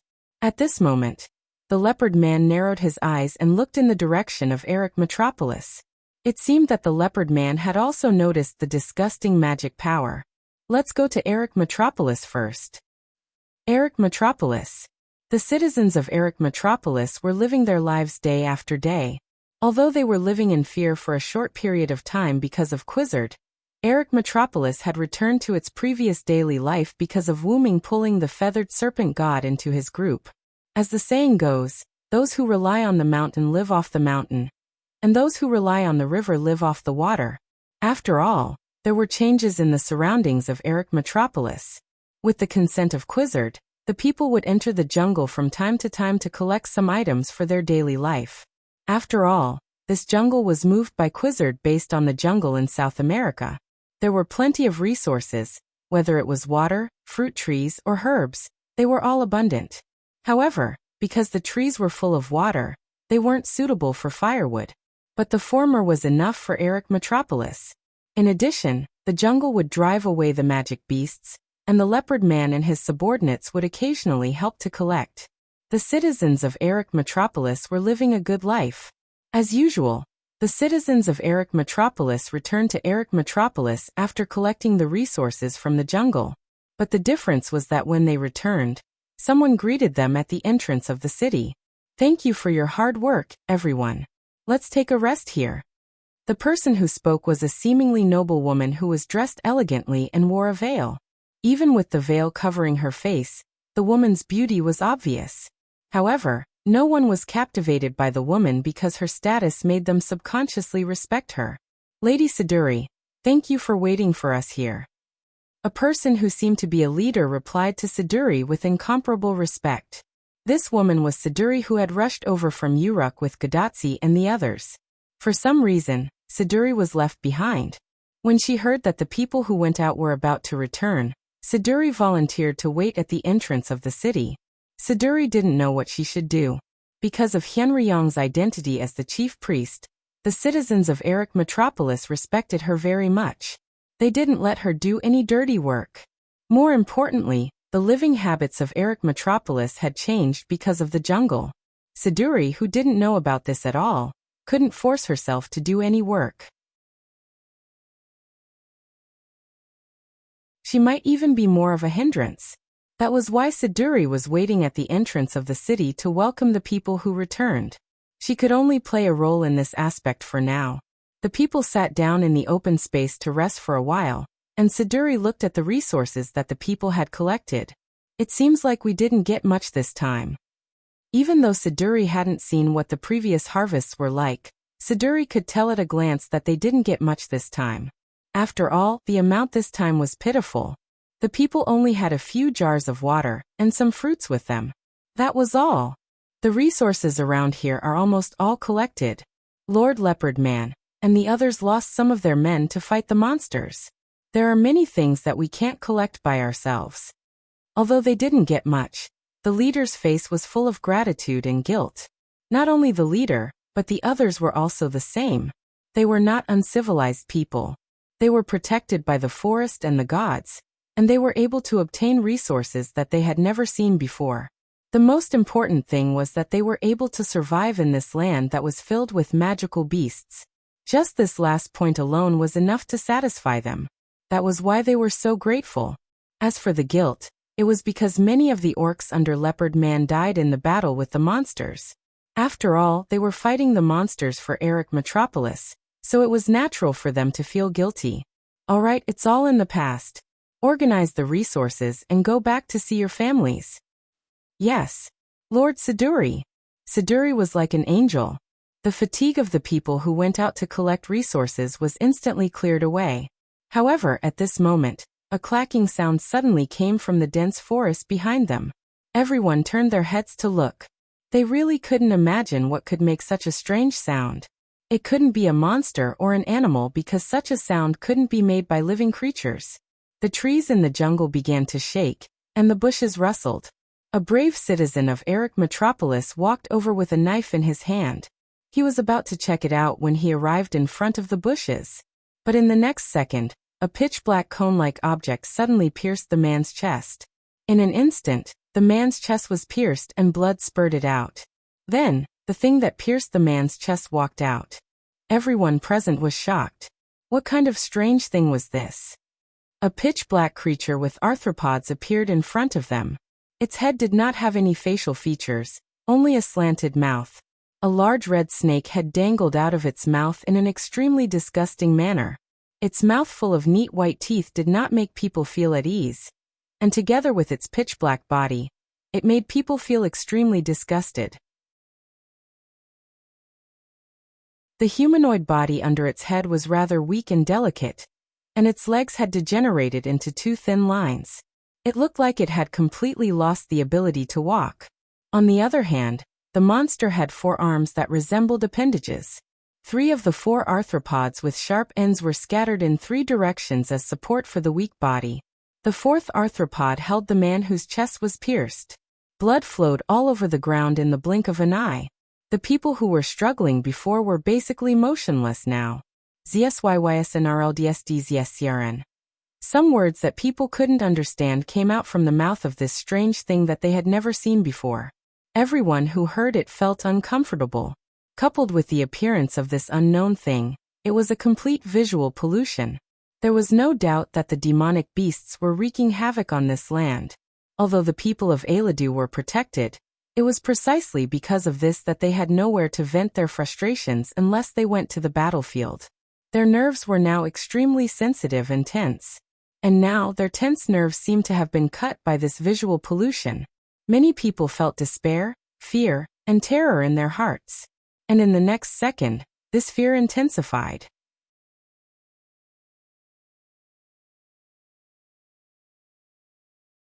Chapter 993. The corpse of the impaled citizen slid off the forelimb of the unknown creature. However, in the next second, a monster that looked exactly like the unknown creature broke out of the cocoon and absorbed the corpse along the way. What is this? The scene before them made many feel despair towards this monster that was full of mental corruption. Out of fear, the weapons in their hands fell to the ground. Siduri looked uneasy. It was too late to retreat and seek help from the Quetzalcoatl god and the leopard man. Moreover, it was not just these 2 creatures. More and more unknown creatures walked out of the dense forest in front of them. There were hundreds of them. Now, everyone understood where the clacking sound came from. It was the footsteps of these unknown creatures. Everyone was stunned by the scene before them. The unknown creatures did not move. They just looked at them like a cat looking at a mouse. "We're done for. Run." It was unknown who said this, but surprisingly, this sentence caused everyone to react and run towards the city behind them. The dark unknown creatures moved as well. They were like cats that saw the mouse moving and were ready to hunt it down. Everyone hurried to the Quetzalcoatl god's temple. Siduri did not move. Instead, she shouted loudly. She told everyone to stay calm when they lost their cool. Then Siduri rushed towards the monsters. "At least we have to buy some time." There was one thing that Siduri knew very well. There was no time to escape. Against so many dark monsters, the Quizzard god and the leopard man would not be able to save them. If that's the case, let me buy some time. Even if it's just for a second. This was Siduri's thought. In this situation where the chances of survival were extremely low, Siduri hoped that she could be the cornerstone to buy some time for others to live. ZZLWDSJDL. The monsters spoke in a language that the humans could not understand. They split into 2 groups. Some of them surrounded Siduri, the weak human who had rushed over, while the others chased after the people who were running away. NWSMBTZ. NWSMBTZ. The monsters surrounded Siduri, as if they were questioning her why she did not run away. They kept repeating the same sentence. Siduri could not understand the language of these monsters. She could only suppress her trembling body, clasped her hands in front of her chest, closed her eyes and prayed. "Lord Henryong. Kez. JTBCWMDTL. K. JTBCWMDTL." The monsters raised their sharp forelimbs, as if they were performing some kind of ritual, and collectively stabbed their forelimbs at Siduri. However, the pain did not reach Siduri's body. Instead, the sound of the weapon piercing into the flesh reached Siduri's ears. "Puchi. Puchi." Siduri boldly opened her eyes. The pitch-black monsters around her were all paralyzed on the ground. There were weapons pierced through their bodies. Purple blood flowed out from the bodies of these dead monsters. "King Gilgamesh?" This scene was very similar to Gilgamesh's style. After all, in Siduri's memory, only Gilgamesh, who had the gate of Babylon, could do this. Unfortunately, Gil did not come. A familiar voice entered Siduri's ears. Siduri could not help but raise her head, and then she saw Wu Ming attached to the air. Lord Hyenryong. Wu Ming waved his hand, and the weapons that killed the pitch-black monsters all flew into the illusory grids that appeared one after another behind Wu Ming, and the bodies of the dead monsters also turned into dust and dissipated. Siduri finally understood that those weapons were released from the grids behind Wu Ming. This was the same method as Gilgamesh, as expected of a master and disciple. Siduri thought so. That's right. Lord Hyenryong, there are still some monsters heading towards Erich Metropolis. Siduri immediately reacted and looked at Wu Ming pleadingly. Don't worry, Funbaba, Leopard Man, and Anna are all in the city. These things won't cause any trouble. Just Funbaba alone was able to annihilate these unknown monsters without any casualties. Their physical strength wasn't that high, and they had no idea what they were. Wu Ming jumped down from the air and grabbed a handful of dust that disappeared from the monsters in his hand. This is God's clay? Enkidu's body was made of God's clay, so there was no reason why Wu Ming could not recognize God's clay. God's clay. Siduri could not help but be shocked. Siduri naturally knew that Enkidu was made of God's clay. However, she really did not expect these murderous monsters to be of the same origin as Enkidu. Looks like this is Tiamat's doing. Wu Ming really could not think of anyone else who could create such monsters, other than Tiamat. Siduri, immediately go into the city and find Funbaba. Ask Funbaba to surround the entire Erich Metropolis with vines to prevent such monsters from appearing again. Also, help me tell Leopard Man and Anna to temporarily stay in Erich Metropolis as a precaution. Siduri was worthy of being Gilgamesh's assistant. After hearing Wu Ming's task, her trembling body immediately stopped. Yes, Lord Hyenryong, I will go tell them now. Siduri immediately ran towards the city, but just as she moved, Siduri stopped again. Lord Hyenryong, what are you going to do? Siduri was not a fool. Since Wu Ming asked her to inform Funbaba and the others, it meant that Wu Ming had something to do and had to leave. Wu Ming turned to look at Siduri and said concisely, I'm going to UR City to take a look.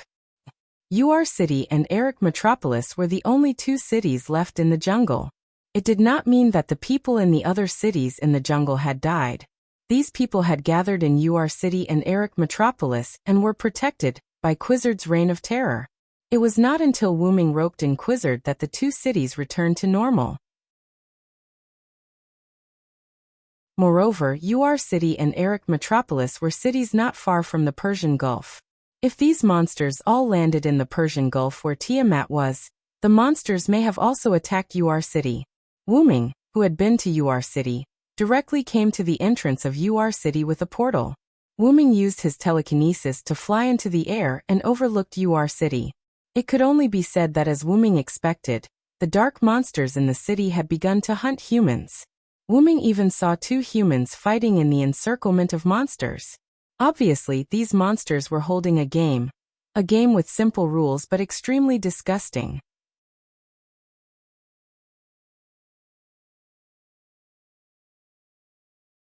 Chapter 994. Letting two people duel, and telling them that only one of them could survive. Otherwise, both of them would die. The former's promise and the latter's threat allowed both parties to duel without any qualms. This could be said to be a vivid depiction of the ugliness of human nature. To be honest, Wu Ming hated this kind of game. There were only two outcomes to this kind of game. Either the victor would survive, or there would be no survivors. Obviously, the game of these monsters was the latter. The victor would also be killed. The winner, who had already killed his opponent before Wu Ming arrived, sat on the ground, paralyzed. After he recovered, he stood up and looked at the monsters around him with excitement. At this moment, he felt the joy of being able to live in his heart. However, the monsters around him surrounded him and raised their forelimbs, ready to kill the winner. Why? I won. I listened to you and killed him. Ah. The victor let out a voice that fell from the peak of hope into the valley of despair. His face was crumbling. Obviously, these monsters let two people duel for the sake of pleasure. They would not let anyone go. It had to be said that this was very suitable for the monsters. Only monsters could have such twisted pleasure that it made people want to vomit. The meaningless killing instantly made Wuming furious. With a furious expression, Wuming waved his hand. Countless chains extended from Wuming's sleeves. The sharp chains flew towards the monsters in Wuming's sight. Poochie, poochie, poochie, poochie, poochie, poochie. In an instant, the sound of weapons piercing through flesh could be heard. All the monsters in Silent Cry's line of sight were pierced through by the heavenly lock, which was the weak point of most creatures. These monsters turned into ashes and dissipated. Sir Yanryong. Seeing that Wuming had saved his life, the winner immediately knelt down and thanked Wuming. Not only him, many people in UR City who were about to be killed were also saved by Wuming. They all knelt on the ground, praying and thanking Wuming sincerely. However, Wuming was not in a good mood at the moment. When he flew over the head of the winner, Wuming used magic power to transmit a message to him. You will live the rest of your life in guilt and atonement until you die. These curse-like words lingered in the ears of the victor, causing him to tremble with fear. The winner suddenly raised his head, but Wuming had already disappeared. Only the winner was left sitting in the same place with a look of horror and guilt. In the shadows of UR City, Wuming strolled over. Wuming did not blame the winner for killing his opponent in order to survive. After all, any smart person would know that there was nothing he could do about it. But even though there was nothing he could do about it, Wuming's curse-like words to the winner was the price he deserved. Also, Wuming didn't come for a stroll in the shadows because he was annoyed. He came to kill the monsters that were hidden. As for how to find these monsters, it was not difficult for Wuming to release his mental power to cover the entire UR City. The monsters had a unique magic power that allowed Wuming to find them easily. A few monsters that were lucky enough to escape Wuming's sight and were not killed by the heaven lock charged out from the shadows, raising their two sharp forelimbs to stab at Wuming. But in the next second, the heaven lock that appeared from the golden ripples around Wuming pierced through their bodies from top to bottom. A few monsters turned into ashes. One of the monsters that was not completely dead struggled and tried to extend its forelimbs to Wuming, and to Wuming's surprise it said, "You are also the child of your mother. Why are you helping humans?" But in the next second, it turned into ashes and disappeared with the wind. "The child of my mother." Wuming frowned. That's right, Wuming could understand the words of these monsters. He could understand the words that sounded like the whispers of the ancient gods. That was why Wuming was surprised. And the words of the monster just now reminded Wuming of the first magical beast commander he met, Ulidim. At that time, he also said that Wuming was the child of Tiamat. However, Wuming was sure that he had nothing to do with Tiamat. It's probably because the later generations fabricated that Hyenryong and Tiamat are related. Wuming recalled what Roman had said when he introduced Hyenryong to Godatsi, and Wuming had seen gods bound by myths before. The gods of the God Slayer world were the best example. It was probably because the mysterious Hyenryong was believed by the later generations to be the son of Tiamat, that Wuming's identity as Hyenryong was believed to be Tiamat's son by the magical beasts. Boring. Wuming could only give this sentence. Who would want to be brothers with magical beasts? Moreover, these monsters might also be Tiamat's children. Coupled with the game of the monsters just now, Wuming felt disgusted at the thought of being brothers with these monsters. Wuming used his open mental power to explore UR City. After confirming that all these monsters were killed, Wuming withdrew his mental power and used the connection between Wuming and Yggdrasil to inform Fimbaba to come to UR City after building the protective shield of Eric Metropolis. Then Wuming opened the portal and walked directly in. At the gate of the Hyenryong shrine outside Uruk, black-purple ripples appeared, and Wuming walked out. I haven't been here for a long time. Looking at the gate of the shrine, Wuming sighed. But now was not the time to sigh. Wuming suddenly released his mental power, and instantly enveloped the whole place. Just as Wuming expected, there were indeed sporadic monsters appearing in Uruk. Not only that, but there were also a few ugly magical beasts with wings that Wuming had never seen before. They were probably the winged mermaid Kururu.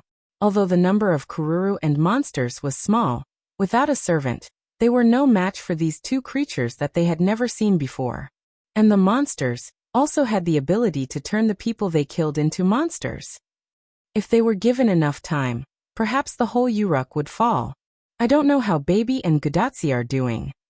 There were still a lot of magical beasts on Baby's side. Leonidas and the others couldn't spare any time. Since Gudatsi and the others weren't in the city, there was no doubt that they must have met up with Ishtar near the Persian Gulf. I have to hurry up. As for what time to hurry up, naturally, it was the time to release the backup.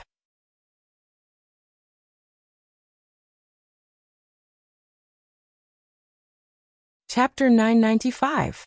Wu-Ming retracted his mental strength and walked straight into the temple without a door. He came to the Hienryong statue. The Hienryong temple was indeed abandoned. This was an undeniable fact.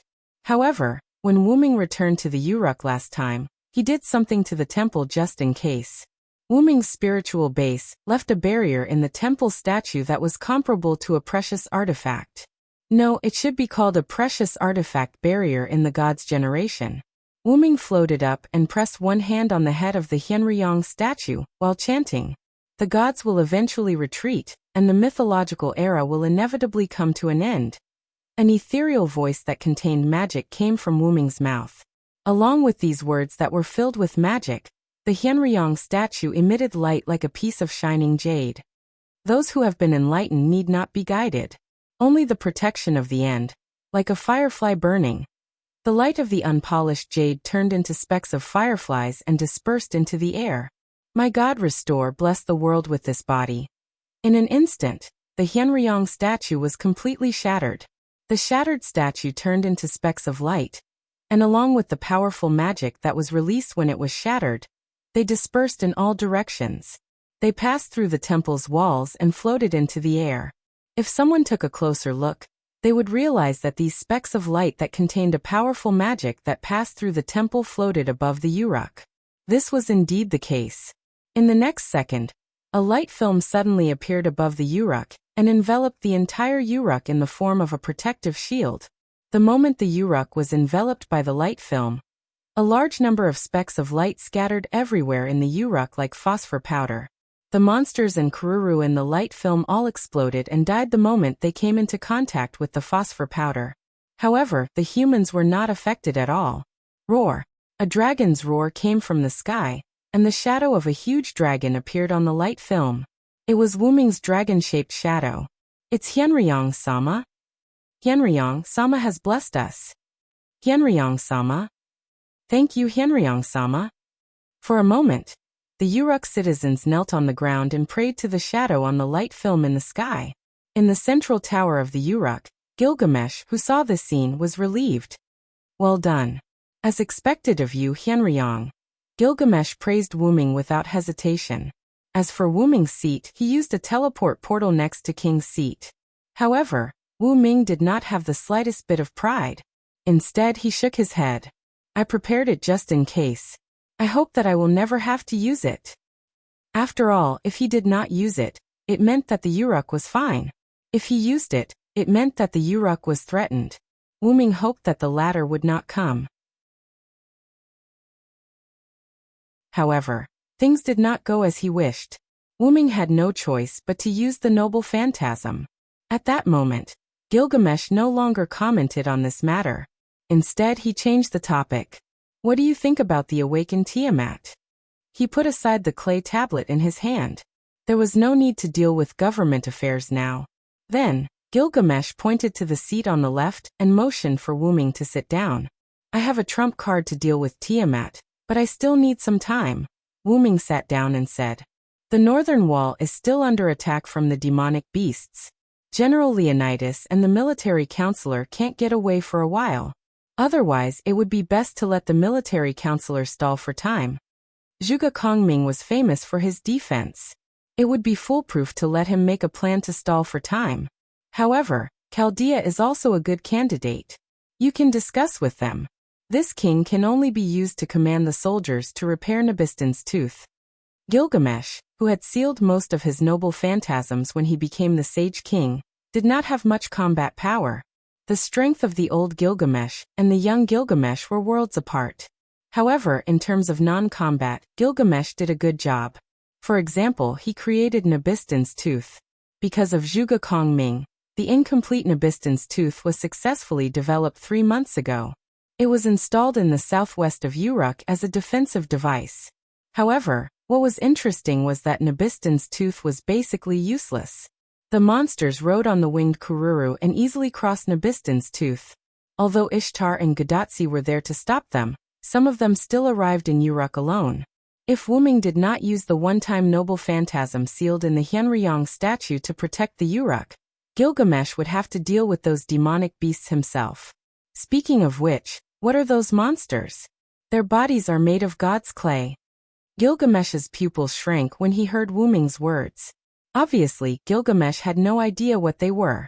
Roman from Chaldea should know what they are, but the people from Chaldea and Ishtar are fighting the monsters and the Kururu in the southwest Persian Gulf. Even Merlin is there.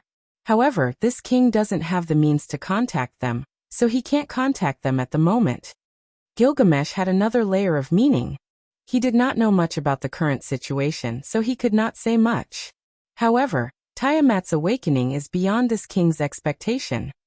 Gilgamesh used his clairvoyance to see the future, but Gilgamesh saw those things in his dreams. After he sealed those things on the Destiny tablet, Gilgamesh forgot what he saw. This was normal for humans. When a person woke up, he could only remember the dream for a short time. Once he was completely awake, the dream would be forgotten. The most reliable way was to record it on the spot. However, since he recorded it on the Destiny tablet when he was half awake, it was reasonable for Gilgamesh to forget where the tablet was. Due to the tense situation, the tablet was not found at all. However, it did not matter if it was not found. After all, the enemy now was Tiamat. The Holy Grail is not with Gorgon either. It is most likely with Kingu or Tiamat. Wuming did not see any trace of the Holy Grail when he killed Gorgon. In addition, Kingu easily abandoned Gorgon. It was obvious that the Holy Grail was not with Gorgon. Kingu? Ahaha, you mean the imposter who is using Enkidu's body. That is a logical name. The reason Gilgamesh laughed was simple. Gilgamesh obviously did not think that the person was Tiamat's son Kingu. You're tuning in to the Dreamy Chapters YouTube channel. We're so grateful for your support, and don't forget to subscribe to join us on this incredible journey through captivating stories. Your generosity through donations truly makes a world of difference, as it's the primary source of revenue that allows me to expand and enhance this channel for you. Thank you from the bottom of my heart for being a part of this adventure.